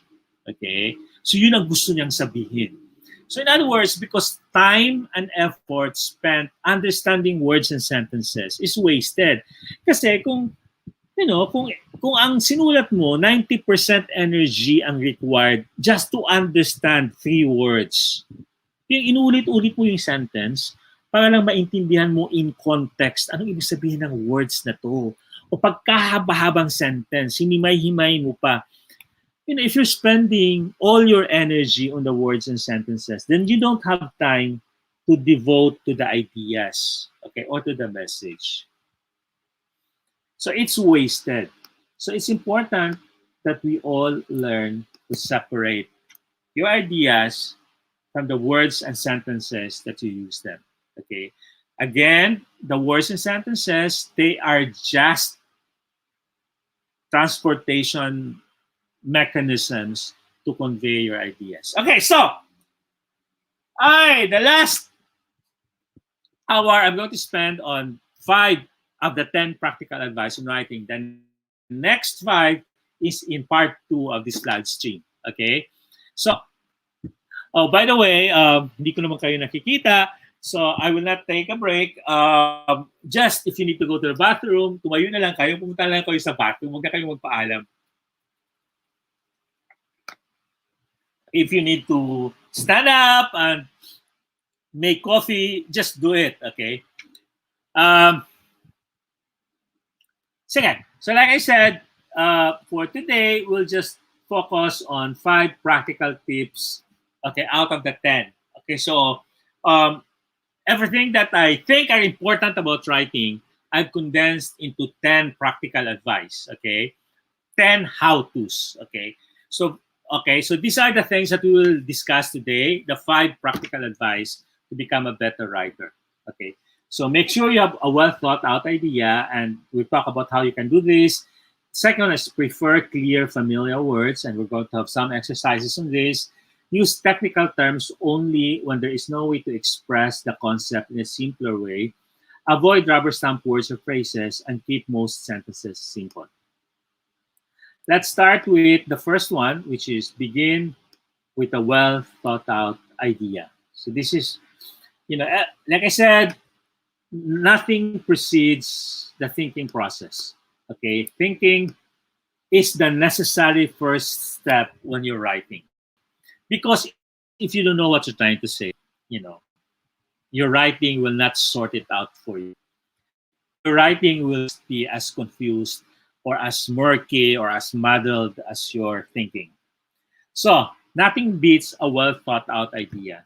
So, when you're asked to write something, whether it's a memo, a speech, or when you're trying to compose something, bago ka magsulat, mag-isip ka muna.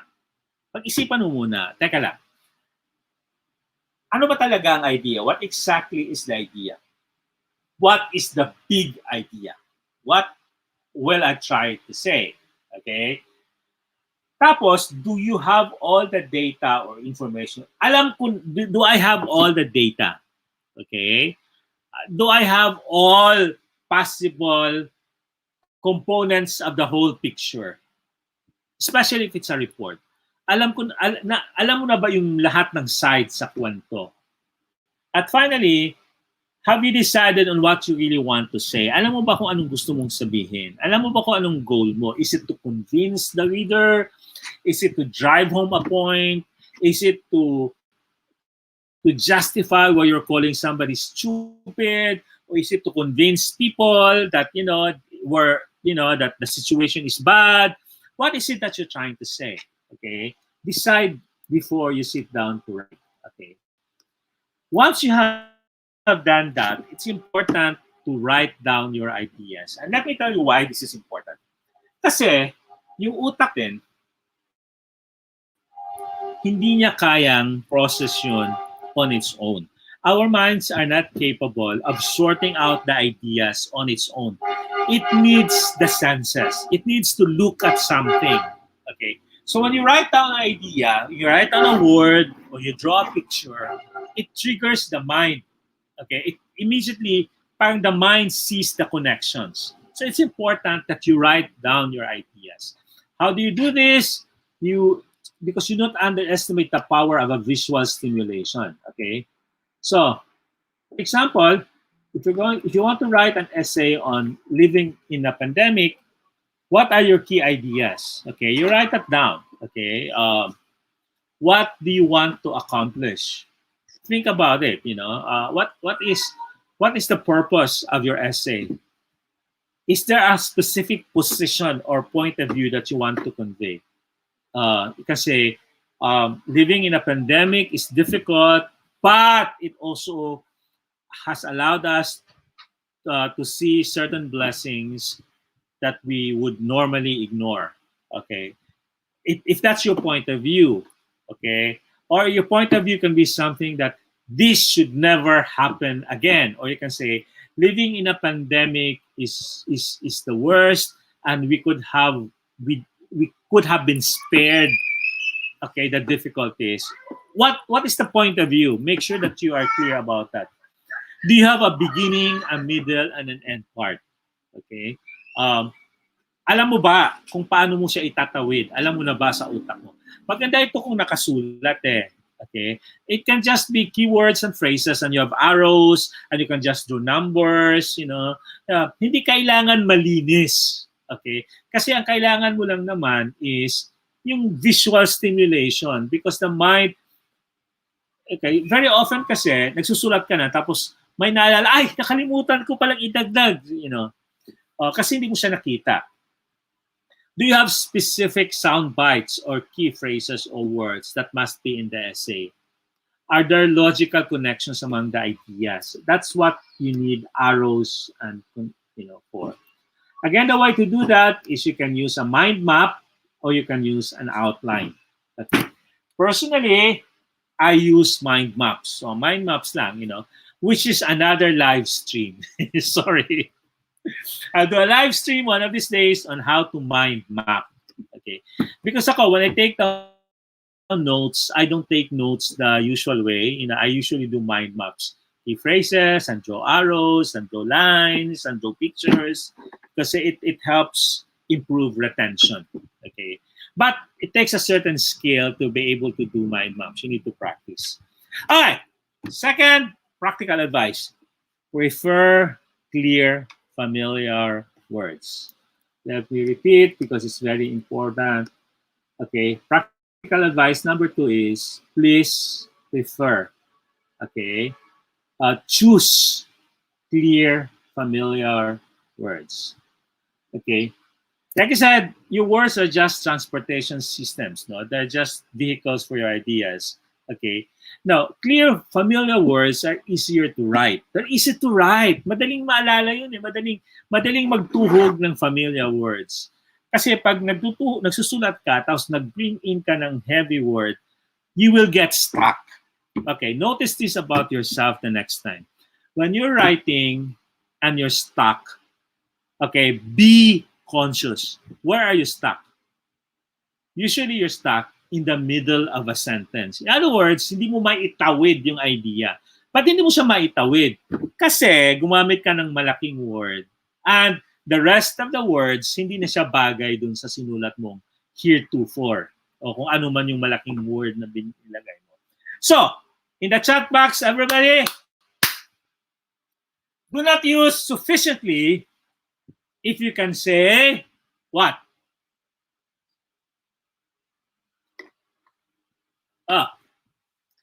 Can you say, I can't eat anymore, I'm sufficient? Do not say sufficient if you can say, what word should you use? Okay. Hi, Roderick! So talagang nanood ka talaga, Roderick, ha? Okay. Enough. That's correct. It's just use enough. It's familiar. People know it. Okay. Do not use appropriately if you can say, because a lot of people actually, okay, cannot agree on what appropriately means. Okay. You say dress appropriately for the occasion can be interpreted many different ways. So appropriately, what word, what smaller word, okay? Okay, properly, correct. So mas naintindihan yun. Do not use appropriately if you can say properly. Do not use simultaneously. If you can say, okay, what would you use instead of simultaneously? Okay, properly, correct. Okay, so uh, together, um, actually, the together doesn't mean simultaneously. Okay, um, there are instances when that is exactly what you're trying to say together. So if you want to say together, use together. Do not use say time simultaneously. As a matter of fact, it means at the same time. Okay. Um, but some people think simultaneously means one after the other, which is wrong. And therefore, when you use a big word like simultaneously, and you don't realize that people read something in context, usually in context. They look at the whole sentence and decide what is the meaning of the word. Okay. So,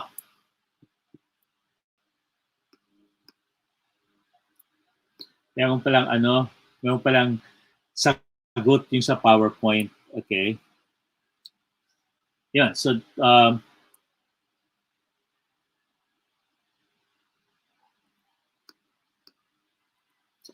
right. Here's something that illustrates what can go wrong if you use a big word. A word like subsequently. Okay, subsequently. Now, if you ask people what subsequently means, some people will say therefore. Okay, although it's incorrect. It's incorrect. Subsequently does not mean therefore. But many people, when they see the word subsequently in a sentence, what comes to their mind is therefore. Subsequently, ang pagkakaintindi nila sa word na yon, therefore. But it's wrong. Subsequently doesn't mean therefore. As a matter of fact, subsequently can mean next or later. Subsequently means sunod, diba? It can be next or later. If you write if you're the writer, you know exactly what you mean when you say subsequently. You may be, your intention may be to say next. Okay? Yung sunod na talaga, subsequently, or put the sugar subsequently. Or it can be later. Now, next and later are not the same. Next is next in a series. Later can be later in the series. Later can be number 8 in a series of 20. Or it can be number 18. But next is number 2 in a series. These are two different things. But when you use the word subsequently, people will just conclude immediately. They will not even think about it. They will not even analyze it. They will just respond intuitively. Okay? Next, ibig sabihin yan. At sabi niya subsequently, di ba? Next na. One writer could have meant was later. Or some people will interpret it as later. So that is what can go wrong when you use a big word. When you use a big word, chances are it can result in a confusion as people respond to it in context. Okay, in the chat box, please. What word will you use instead of numerous? Instead of numerous, what would you use? Write in the chat box.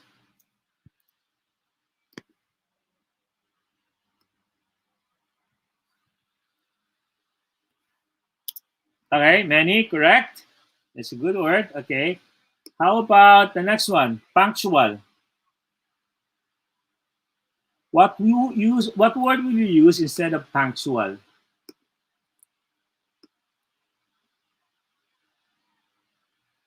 Plenty.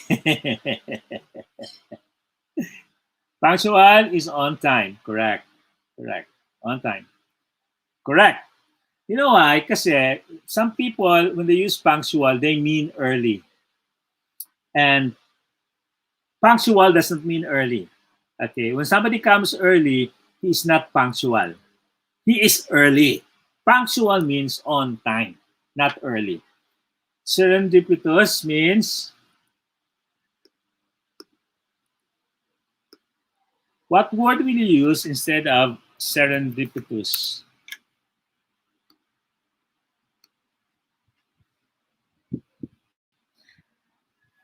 Chance. Okay, correct. Chance. Okay. Now, a lot of people don't even know what serendipitous mean. Okay. Uh, coincidence or chance. But a lot of, it's easier when you say, we had a serendipitous meeting. You can just say, we had a chance meeting. We meet each other by chance. Do not say, we meet each other serendipitously. Okay. What about parameters? What word will you use instead of parameters? See, Roderick, that's what can happen when you use a big word. Some people respond to it intuitively, and if you thought it was lucky, it can also you're correct. That's your interpretation, so nobody can fault you. Okay, parameters, criteria. Okay, guidelines, condition, limits. As a matter of fact, parameters has a specific engineering meaning. Okay, so do not use parameters in non-engineering context because nobody knows what parameters mean. Okay, so if you mean criteria, use criteria. If you mean limits, use limits. Okay, parameters has a specific meaning in engineering. It's an engineering term. Don't use it outside of the engineering. Use criteria, use limit, use whatever.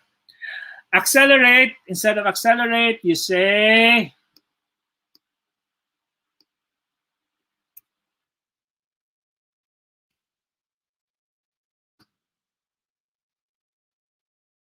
okay, accelerate, faster, speed up. Okay, speed up is correct. Okay, increase. uh, well, increase in speed. Okay, not just increase. Hasten. Okay, so the right word actually is speed up. Just speed it up, accelerate. Okay. Hasten has another connotation. It's, you know, there are very few exact synonyms in the English language. Faster is not the same as hasten. Okay, but there are specific contexts. So that is why when you use a small word, use it. And when you use a small word, it's probably the best word to use in that context because we're familiar with it. In close proximity of, use in close proximity of, you use. So in a sentence, you say the bakery is in close proximity of. Okay, near or nearby. Okay, very good. Take cognizance of should just be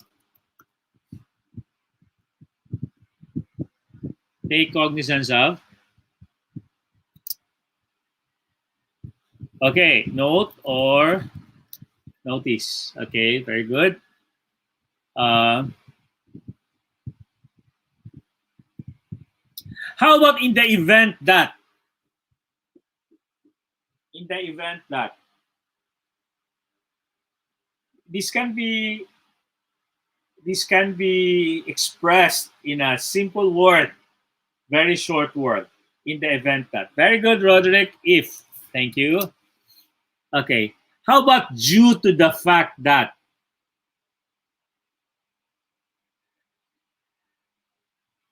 Due to the fact that.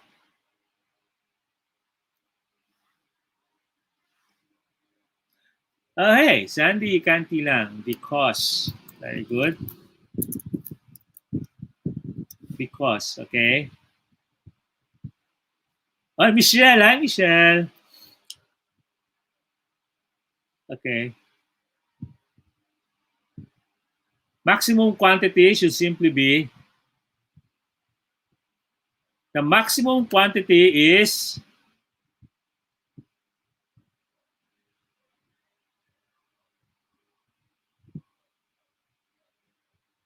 maximum quantity. By the way, those of you who have friends who couldn't make, who would have wanted to, to attend something like this, but didn't have the time today because they have a wedding to attend to or whatever. The video is actually going to be available in YouTube. Okay, so it's just going to be there, so they can, in fact, also, if you want to review it, you can actually just watch it again. Most, okay, very good. Most, moldy, most. Okay, most. Minimum quantity means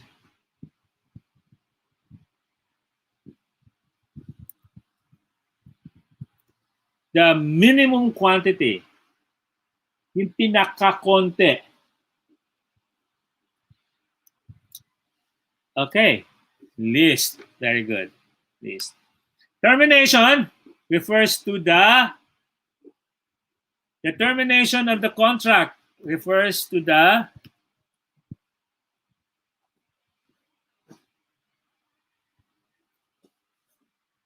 come on, everybody.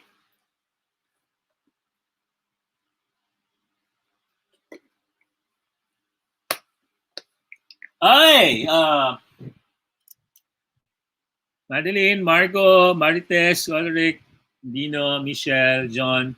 The N, correct. Okay. Excessive means when something is excessive. Anong ibig sabihin nun?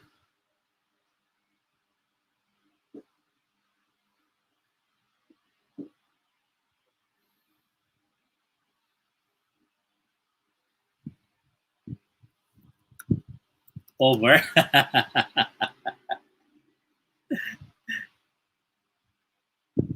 Correct. Too much. Too much. Okay. When there's too much, it's excessive already. Too much pain, excessive pain. So, tama.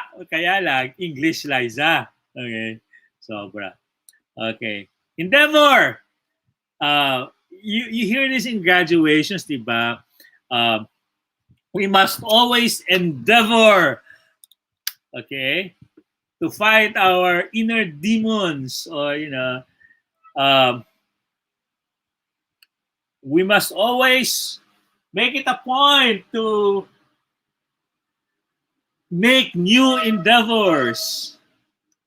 Okay, if you must endeavor to succeed, you must endeavor.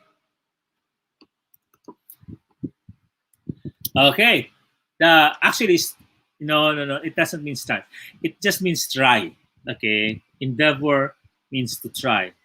And verification is when you verify something, it means to check.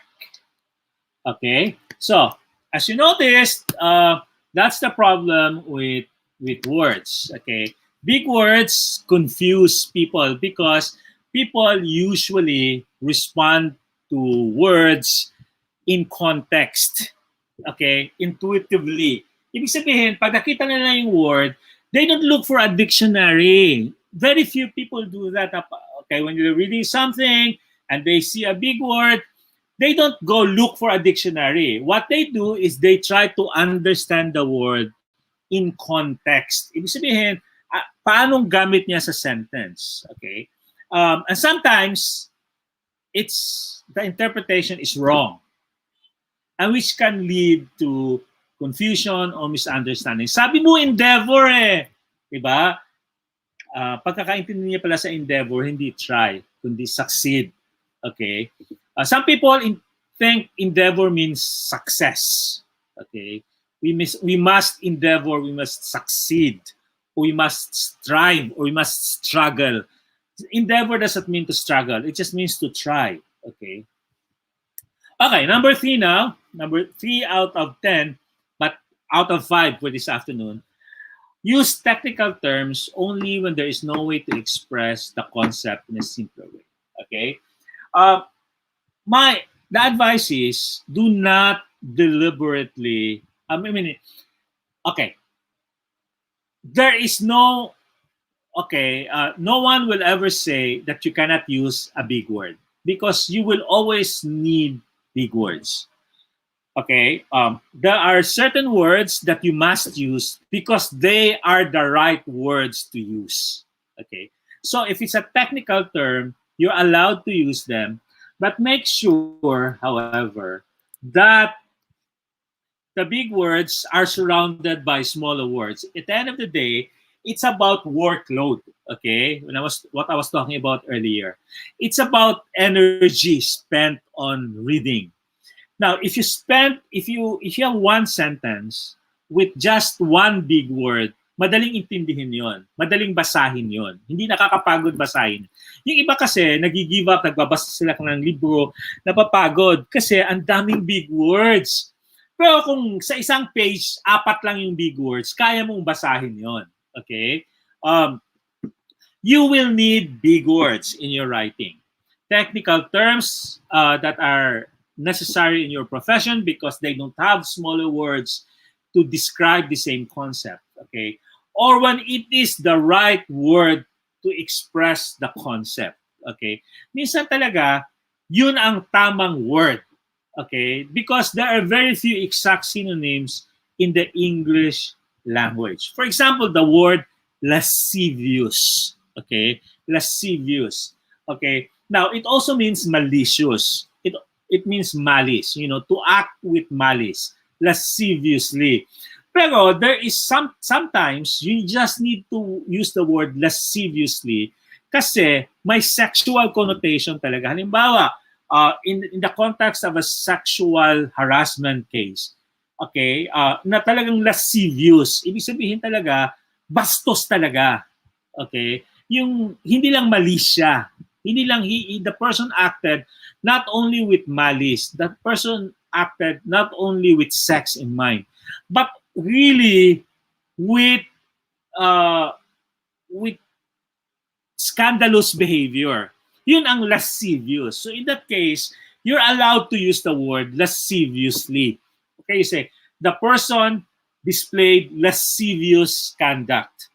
Kasi lascivious is the exact word to use in that particular case.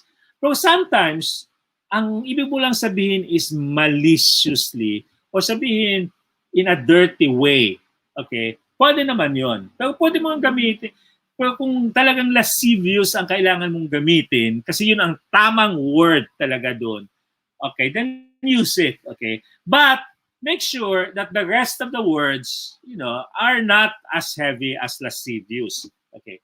So for example, you can use a word like liquidation. Okay? Kasi wala namang ibang concept ng liquidation of cash expenses. Diba? Cash advance, you need to liquidate it. No? It's an accounting concept. Okay? Like sa PhilHealth, sabi nila na liquidate na daw yung 15 billion. No? So you have to use the word liquidate because it's unfortunately, when you use a word like liquidate in the context of killing someone, like he was liquidated, yun, medyo it creates confusion because liquidate may not be the right word to use in that context. Now, when you say sinalvage, somebody was salvaged, somebody was murdered, you say liquidate. You probably need to use a smaller word like murdered or killed. Okay. Condensation in chemistry, for example, there is no other word to express that. Or profitability or variegation ng leaves, di ba? Or otherwise, you will have to say multicoloration or bicoloration. Okay. So I'm not saying that you should not use big words, but it's about the workload of your sentences. Again, we go back to writing for clarity.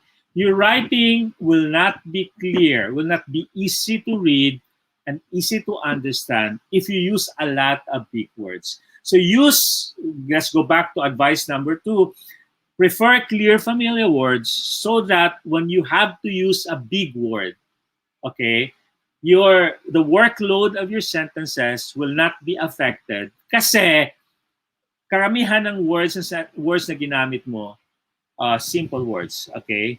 For example, in this example, COVID-19 can have serious life-threatening complications. Yun yung big words mo. Okay, and there is no way to know how COVID-19 will affect you. If you get sick, you could spread the disease to friends, family, and others around you. Now, it's easy to understand, even if you put in two difficult words, no, life-threatening and complications. Kasi the rest of the sentence are clear, familiar words. Okay, the second example, the book awakens readers to pleasures that as travelers they may be taking for granted. It also shows non-travelers what they've been missing. It offers tips on how people can get the most out of their trips, including strategies to interact with locals spontaneously. So take note, spontaneously, he could have said naturally. Kaya lang, hindi pareho yun eh. Spontaneously means naturally, but also yung voluntarily. Yun ang ibig sabihin ng spontaneous. In this context, spontaneously is the right word to use. So that's why it's important that you prefer clear, familiar words so that when you have to bring in a big word, the workload of your sentences will not suffer. Comprehension will not be affected. All right. I have 30 minutes more, okay? But we don't have to actually to finish 30 minutes. Number 4, avoid rubber stamp words or phrases. Alam niyo yung rubber stamps? Okay. Yung bang pag some people, when they start writing something, parang automatic, parang may rubber stamp, parang form, they just immediately write in response to, in accordance with, okay, or in connection with, or attached to it, which is, by the way, grammatically incorrect. No? It's redundant when you say attached herewith is wrong kasi you cannot attach it any other way except herewith. So choose one.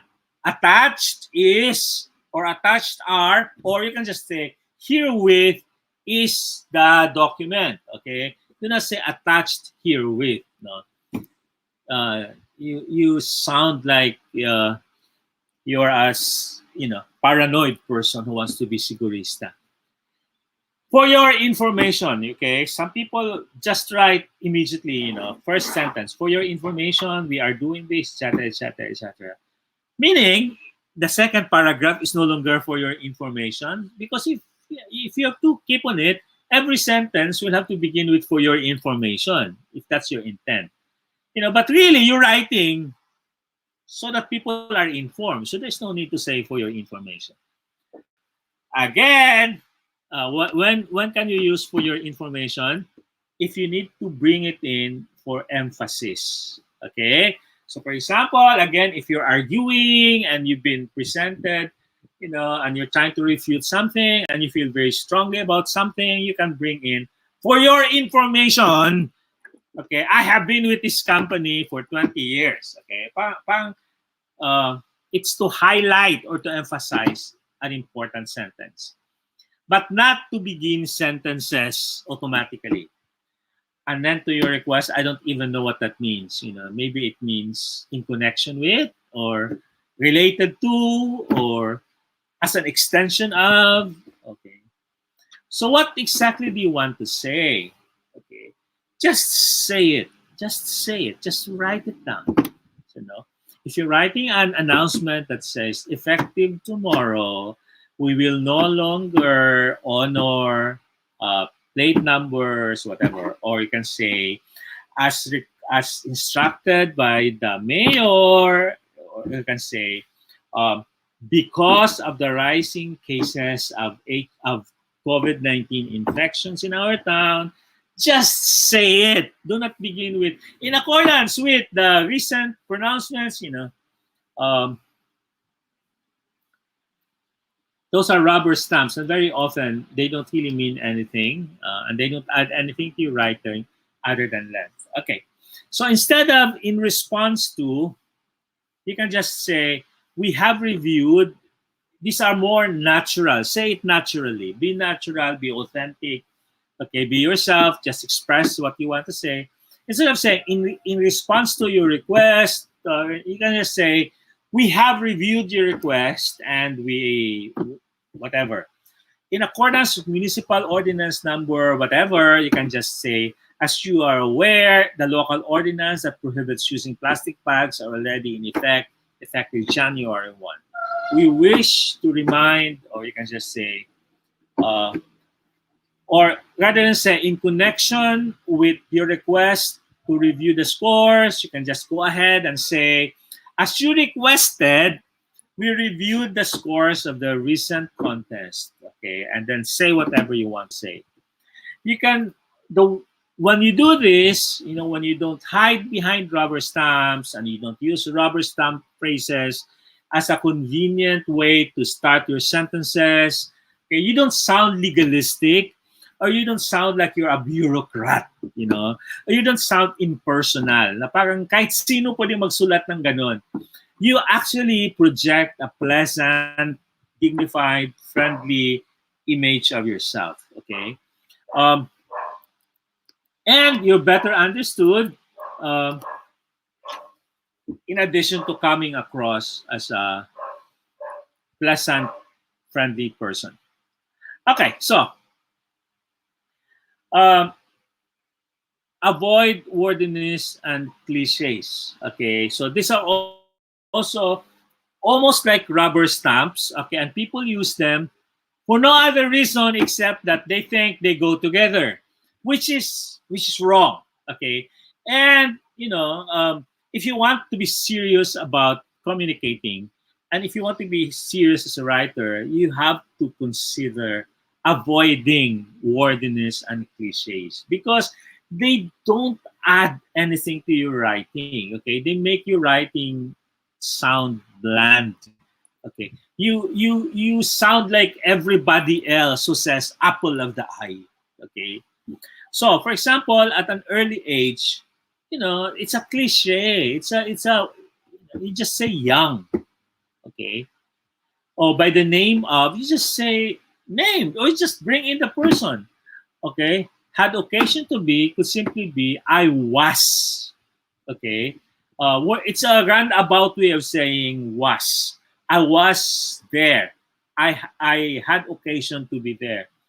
In this day and age, should simply be. As a matter of fact, in this day and age, should simply be.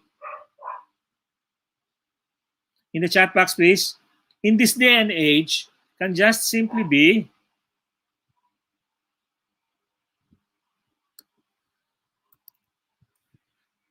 What would you use instead of in this day and age? Am I still, lag ba ako? Are you still here? Are you still there? Okay. Good day now. Okay. Kasi in this day and age, it's a cliche. In this day na nga, in this age pa.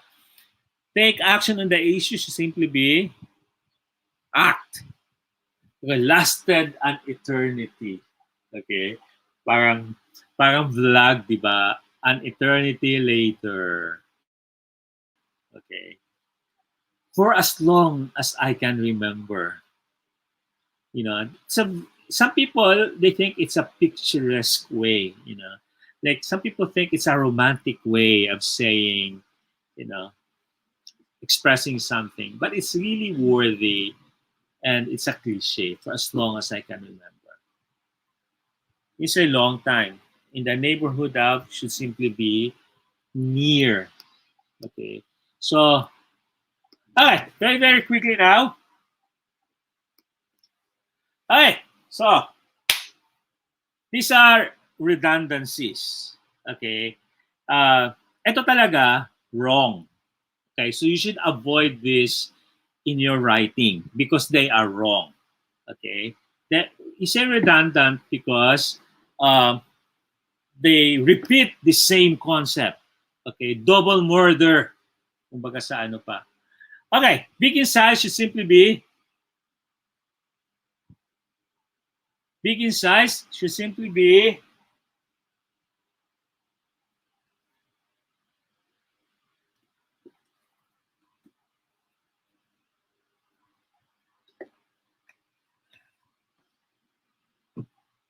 Lag ba kayo?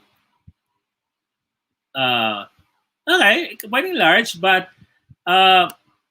okay, let's stick to the words that are there. Big lang siya, big. Okay, big.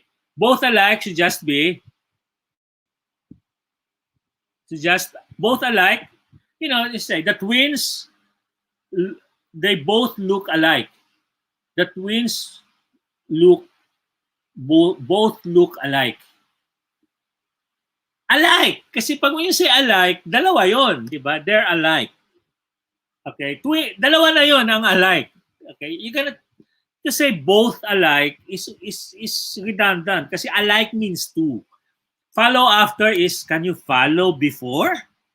So you say follow me. Do not say follow after me. Okay? Okay? Or you can say after me. Kasi you cannot follow before. Diba? Advanced planning should simply be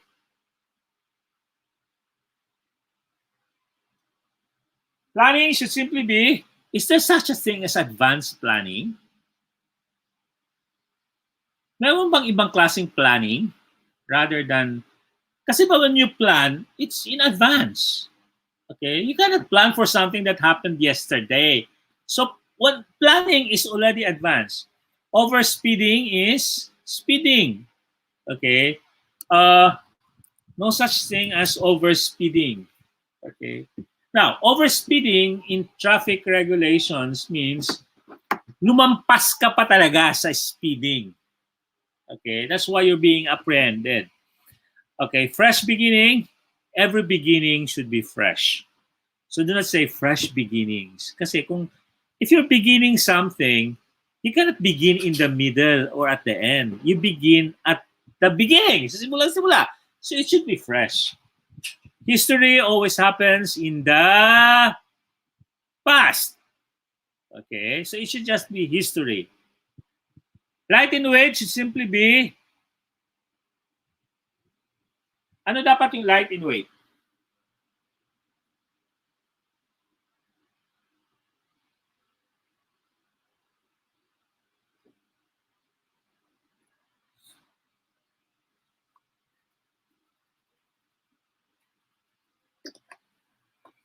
Light in weight should simply be light. Okay, very good. Classified into groups. Classified. When you classify, it means you group them. You divide them into groups. Okay. Ascend up should simply be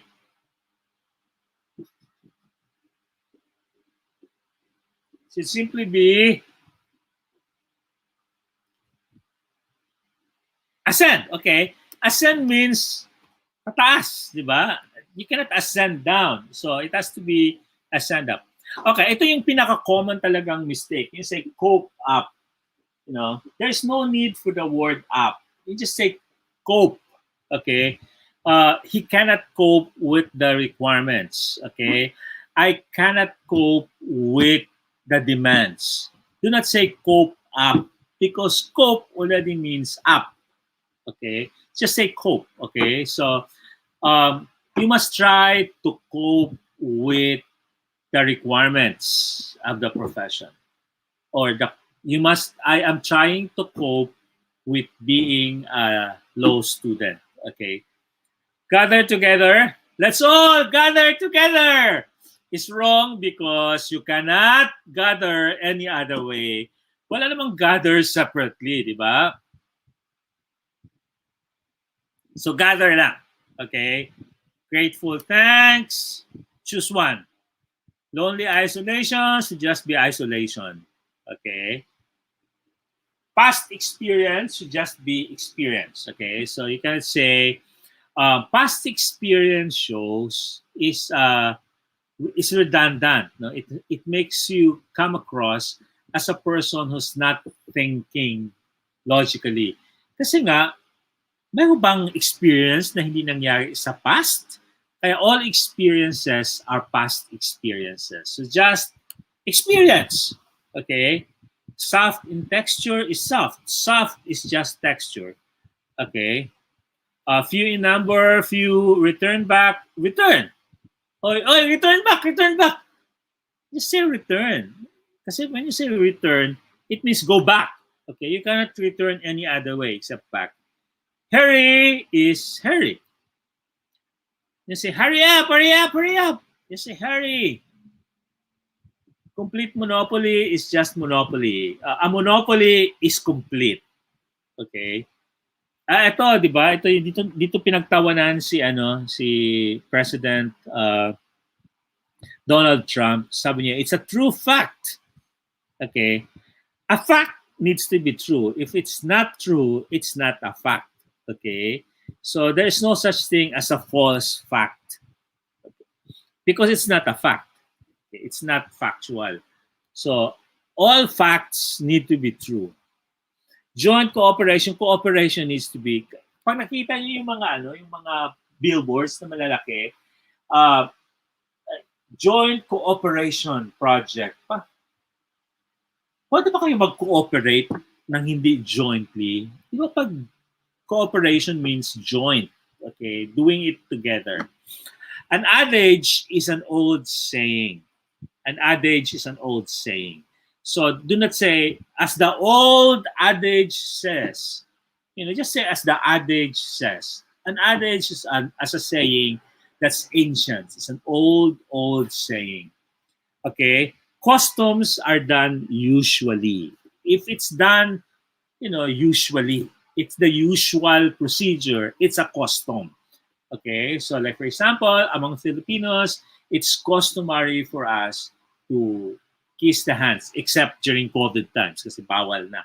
Bawal na magmano. Alam mo yun ang isang nakakamiss sa COVID. Kasi ako I'm a hugger, no? Pag malapit sa akin, pag close sa akin, I like hugging people. At saka ako mahilig akong magmano sa mga matatanda sa akin, mga relatives, Lumaki talaga akong marunong magmano.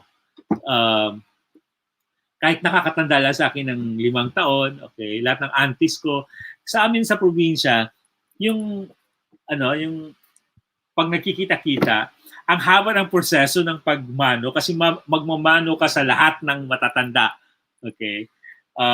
Kaya sa amin minsan pag halimbawa family reunion tapos yung part where you yung peace, okay?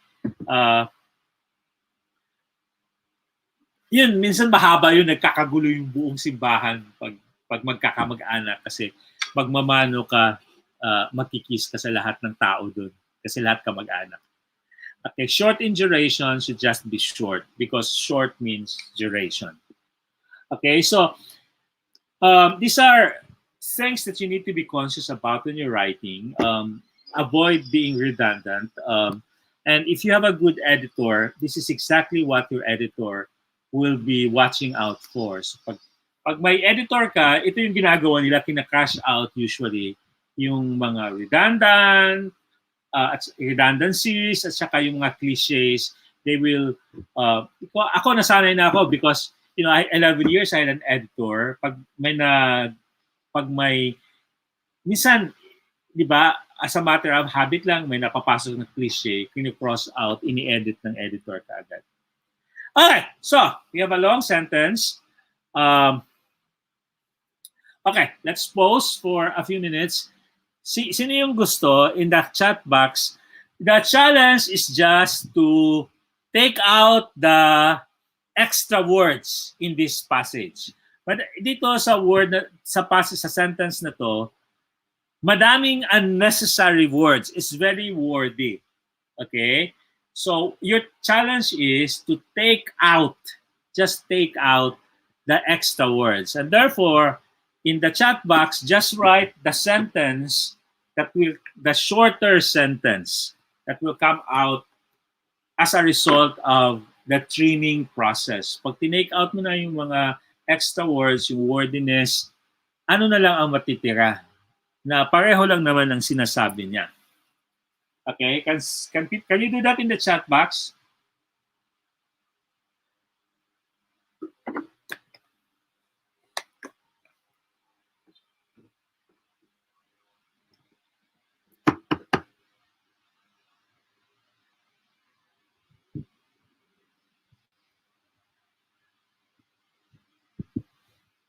Okay, so just think about it and then just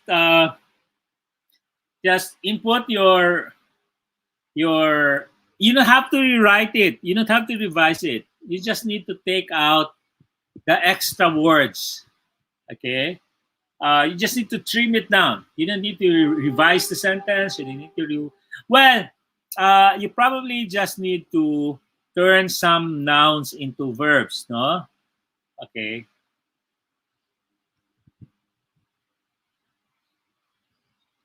Which is another practical advice. Do not turn verbs into nouns if you can help it, no? But that's, I think number 8 or number 9 later on. Okay, next week. Oh, wala pa?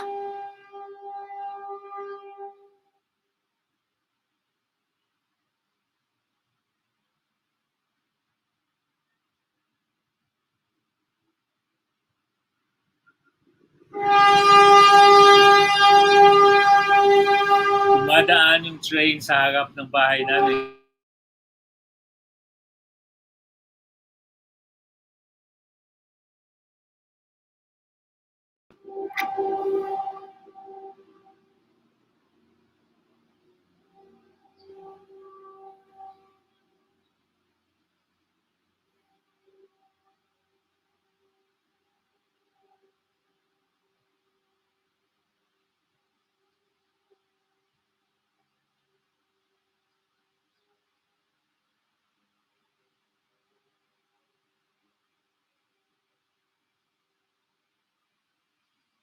Okay, there's an something from Roderick. Experience has shown that accounting department has disallowed tax benefit claims from multiple user dependents. Okay, that's a good rewrite. Natanggal yung past. Anyone else? At saka yung taken the action disallowing, ni-reduce lang ni Roderick into has disallowed. Okay. Anyone else?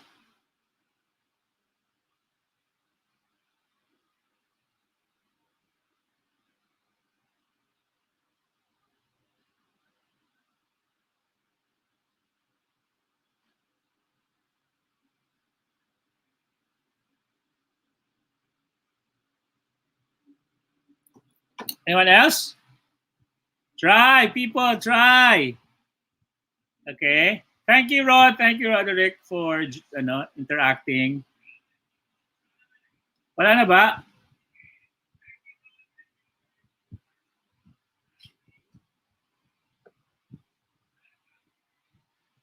Margo! Zandy! Sarah! Nagtawag ba ang teacher? Okay. Experience show that the county department disallowed claiming tax benefits. Okay, that's also a good one. Okay, sige. That's sayang naman yung iba na naghihirap, no? So we'll give them a few more minutes while I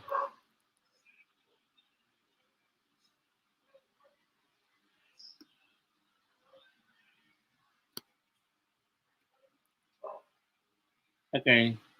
We'll allow the others a minute or two to type.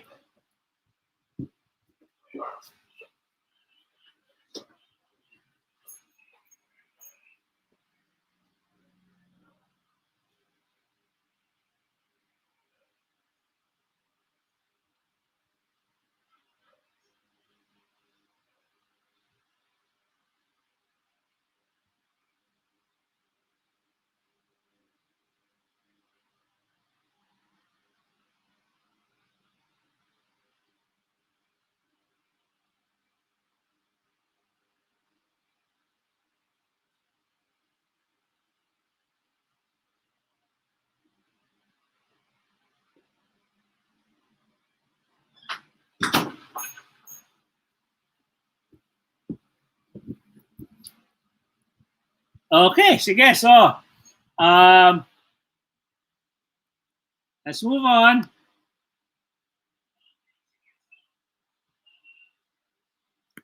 Well, your versions are also just as good, but you can actually just say experience has shown that accounting department disallows claiming of tax benefits from multiple use of dependents for tax evasion purposes or for reporting purposes. Okay, but like I said, there are many ways to express your words and sentences. They don't have to be the same because we all have our own different ways of expressing an idea. What is important is that we apply the principles and that we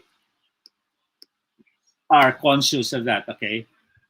All right. So the next practical advice is probably the most important. Okay, um, in terms of especially when you're already in the middle of a writing assignment. Okay, keep most sentences simple, and I need to highlight two keywords. Okay, most, ibig sabihin, hindi lahat. Okay, and the word simple. Okay, now babalikan lang natin from what we learned in high school or elementary, what is a sentence? Okay? Anyone in the, uh, well, it's already in the PowerPoint, okay? But if you remember what your English teacher taught you when you were um, in grammar class, okay? What is a sentence? A sentence is a word or a group of words that expresses a complete thought. Okay, that's the basic definition of a sentence. So a sentence is something that expresses a complete thought or one idea. In other words, a sentence ideally should only contain one idea, or to be more specific, one major idea. Okay? Now, kailangan pa talaga isa lang? Hindi naman. Pwede namang dalawa, tatlo.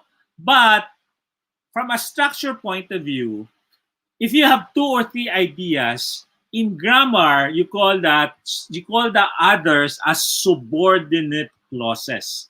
Okay? That's a technical term for it. Subordinate clauses.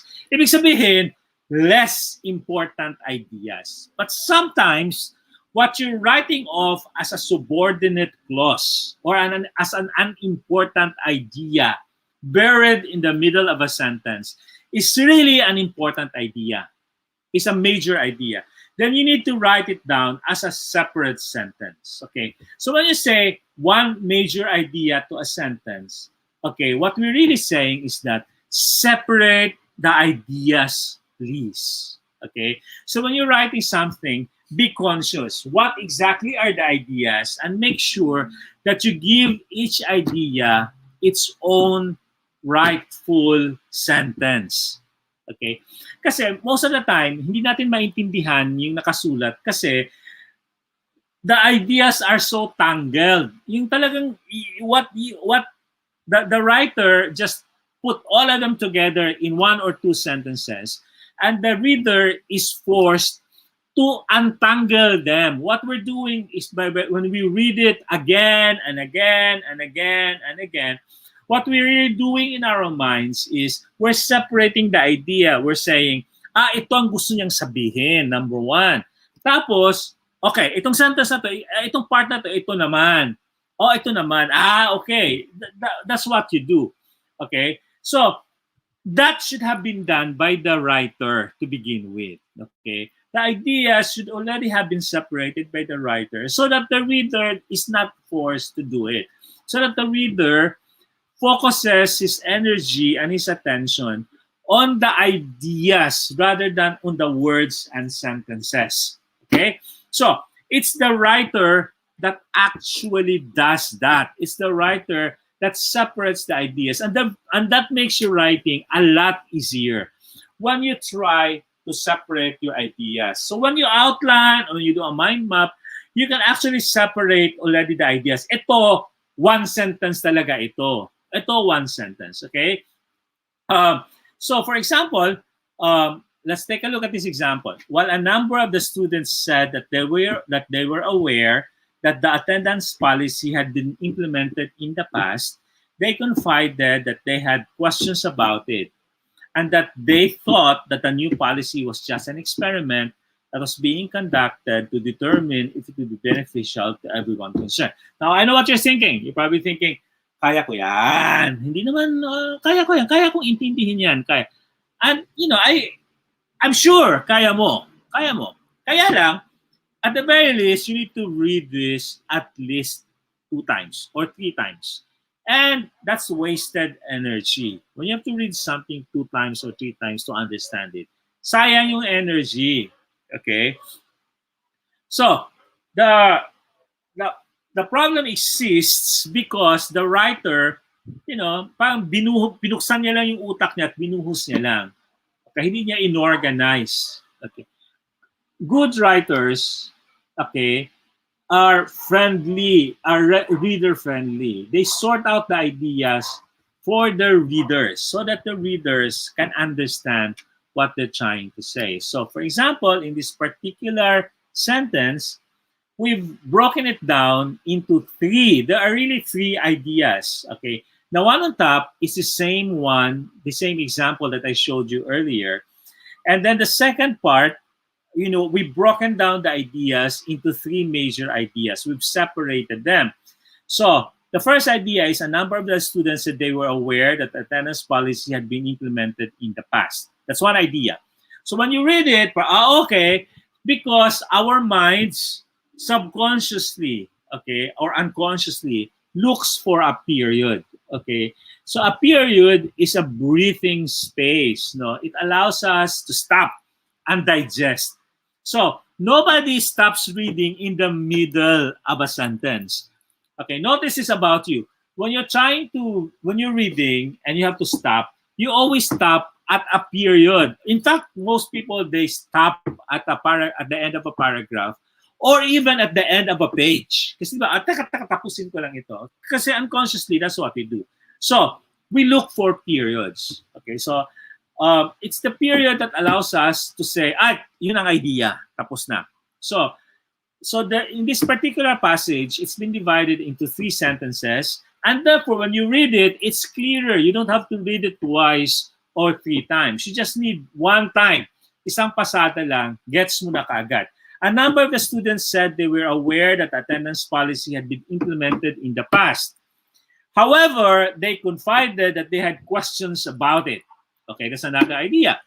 And therefore, moreover, they thought that the new policy was just an experiment that was being conducted to determine if it would be beneficial to everyone concerned. So therefore, 3 ideas, mas madaling intindihin, less confusion, and less time and less energy to understand. So, just to wrap up, long sentences tangle up the ideas, okay? Long sentences are difficult to write. They're difficult to write, okay? If you try to write a long sentence, you will get stuck in the middle of the sentence. When this happens to you, stop. Do not stagger on. Wag piliting itawid. When you're stuck in writing, look at what you're writing. Chances are you're in the middle of a sentence. Hindi mo maitawid, okay, ang sentence.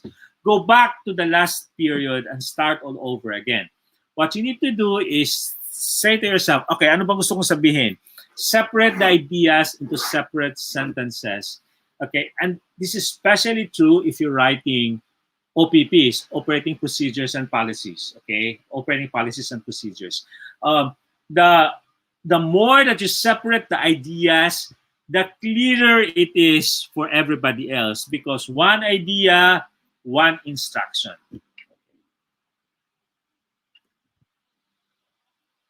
Long sentences bury ideas. If you have a long sentence, chances are there will be an idea that's buried in the middle of the sentence that will be glossed over. In other words, mayroong makakaligtaan.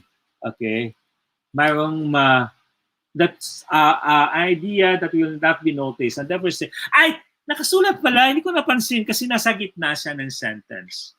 And long sentences are difficult to write in ways that are grammatically correct. In fact, the longer your sentence, the higher the probability that you will commit a grammatical error. Okay?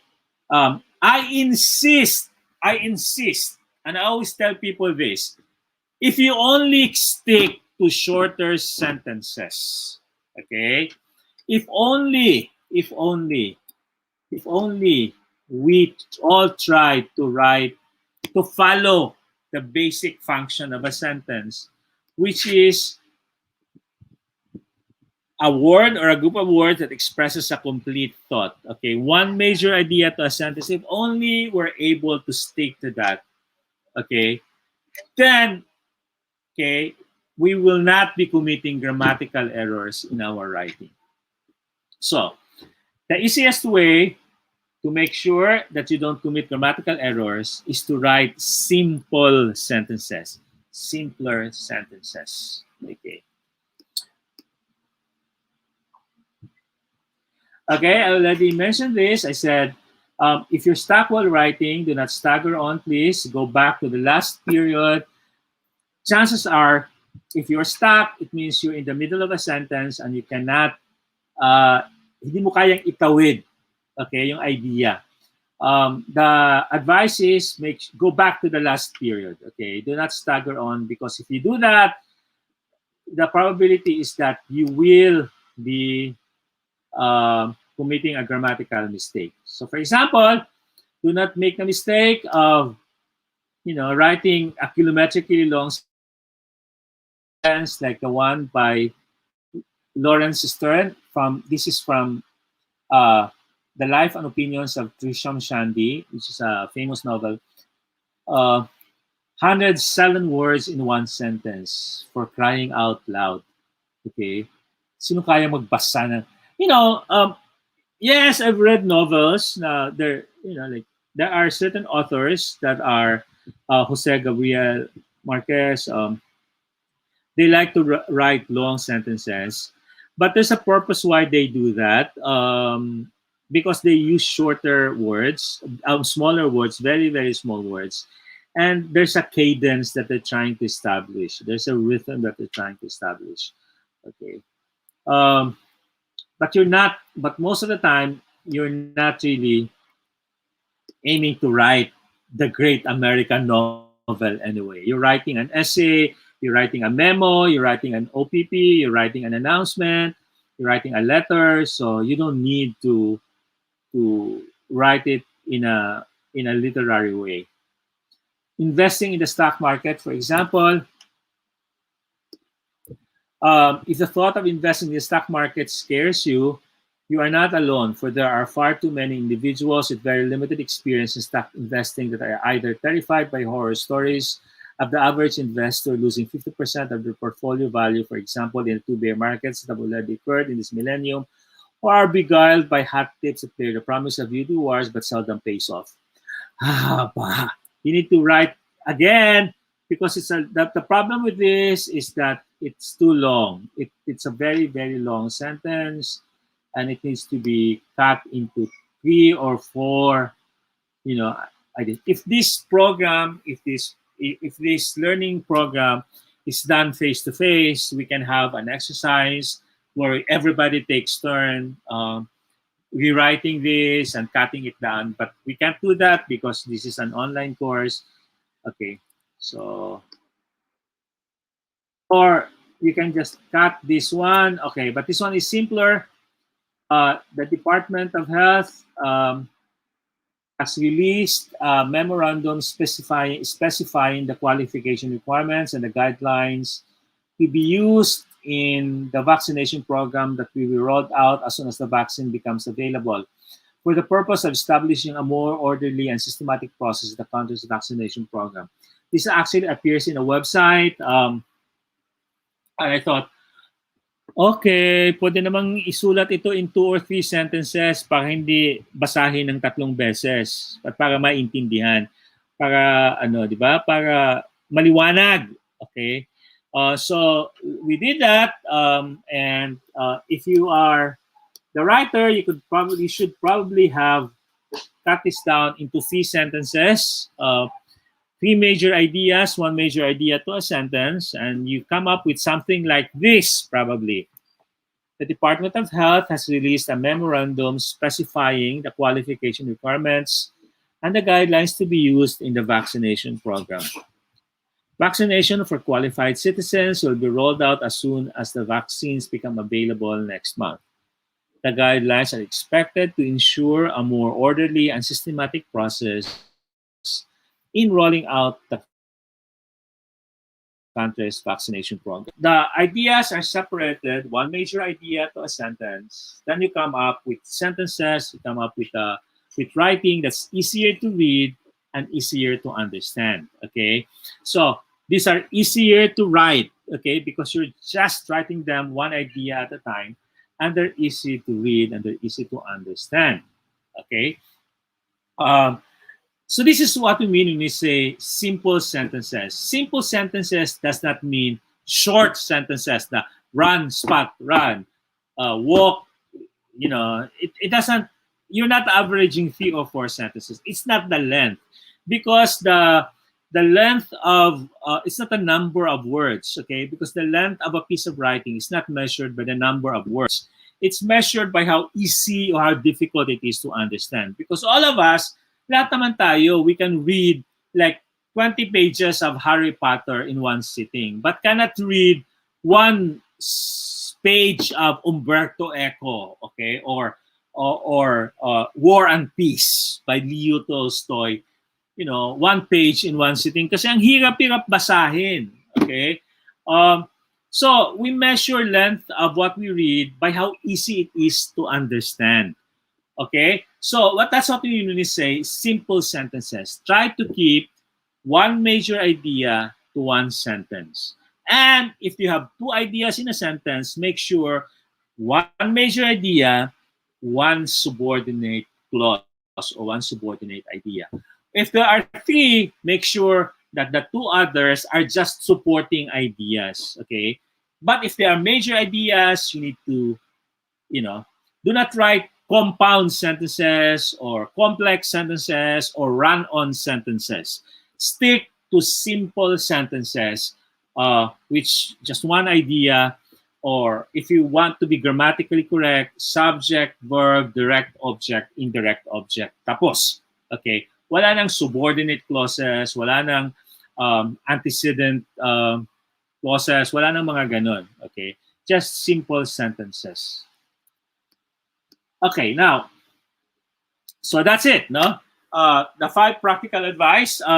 Next Sunday, we will finish our course with 10 practical advice on writing. Also, I'll do a live stream on grammar, okay, on practical advice on grammar. And we'll do, for example, I've noticed that many people, they commit mistakes in grammar on the most basic of all grammar rules, which is subject-verb agreement or verb-subject agreement.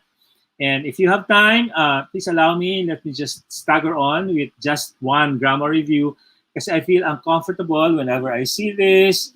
The rule in verb-subject agreement is actually very simple. Okay, singular verbs require singular subjects require singular verb. Plural subjects require plural verbs. Okay, the singular form of verbs is formed by the addition of the letter S after the verb. So when you say, Maria dance or dances, it becomes dances. Okay, the singular form is formed by the addition of the letter S. So dances, writes. So you can say, the group write, but Maria writes. Okay. However, mass or collective nouns are always singular. They're always singular. Then, even if they look like plural. Okay. And singular subjects require singular verbs. Okay. So the corporation are sponsoring a class is wrong because the corporation is a mass noun, and therefore it should be the corporation is sponsoring a class. Okay, it's a mass noun, so it should be singular. Members of the class writes to her regularly. Should be because the subject is members of the class. It should be write. Okay, kasi plural. Members of the class write to her regularly. However, if the subject is the class, it should be the class writes to her regularly. Kasi class is singular. Okay? But members is plural, so your verb should be plural, which is write. Walang S. Kasi yung babay S, singular yon. Okay, the next sentence, agreement of subjects with their verbs and of pronouns with their antecedents are essential for clear communications. The subject is agreement of subjects with their verbs and of pronouns with their antecedents. It's actually singular, so it should be is essential. Okay? This is something we say, you have to analyze what the subject is. The subject is agreement of subjects with the verbs and pronouns with their antecedents. Is the whole phrase is the subject, agreement, and therefore it should be is. Okay, so verbs need to agree with the subjects. In this case, the subject is singular. Your verb should be singular is. Selection of topics depend on the reader's knowledge and interest. The subject is selection of topics, not topics, but selection of topics. Okay. So selection of topics is singular. It should be depends. Okay. You need to form the singular form of the verb depend. So it becomes depends. The greatest part of their investments is or are. Can you write it down, please, in the comment box? Should it be is or are? The greatest part of their investments is correct. Okay, it should be is. Okay, the subject is the greatest part of their investments, not investments. Okay. Hi. So we'll do more of this. Uh, Next Sunday, we'll take up the last 5 of the 5 practical tips. And then if you have time left over, we'll take up a grammar review. Although I'll have a separate live stream just focusing on grammar. Okay. Thank you everyone for being with me this afternoon. I hope that you learned something today. Thank you everyone. At a certain point, there were many people in this channel, but people come in and go. That's okay. And I'll see you on Sunday. Well, my schedule is Sunday 2 to 5 for the next few Sundays, unless we announce a different schedule. But the next meeting will be Sunday. Okay, thank you, everyone. Thank you, Roderick. Thank you, Jesse. President Jesse, thank you. Thank you, Sandy.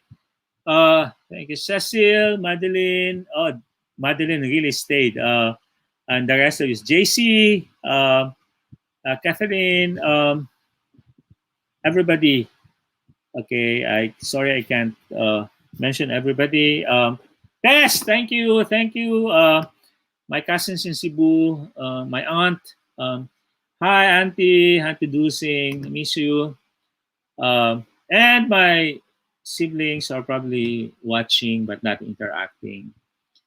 Thank you, everyone. I'll see you next Sunday. Bye, everyone. Thank you. Thank you.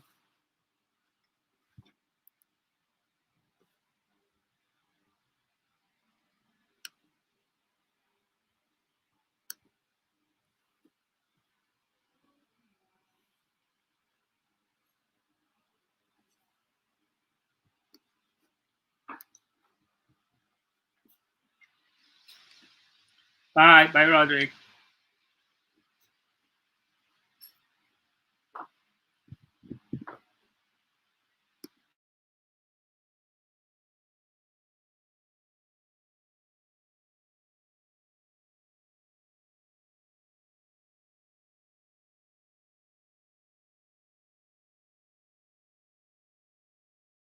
For those of you who are still here, yes, I'm in my library, which is in the second floor of our house. Some of my books that I want to bring home to our hometown in Abuyog.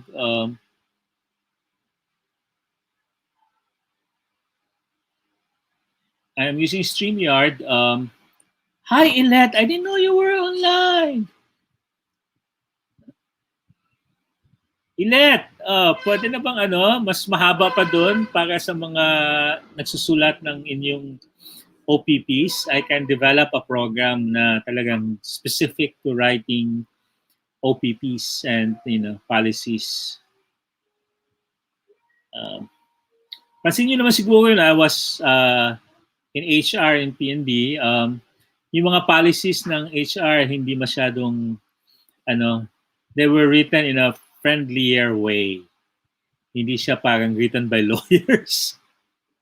Kasi yung advocacy ko sa HR, I always insist na policies and should be written in a friendly way.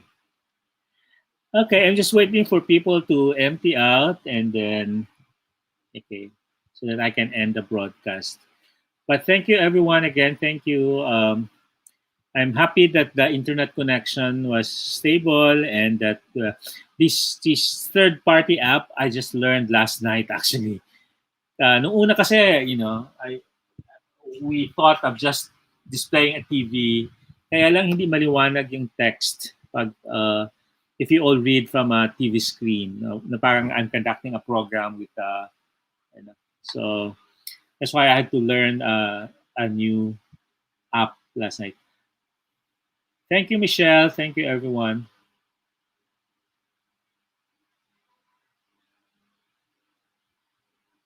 Bye. Bye, everyone. Bye.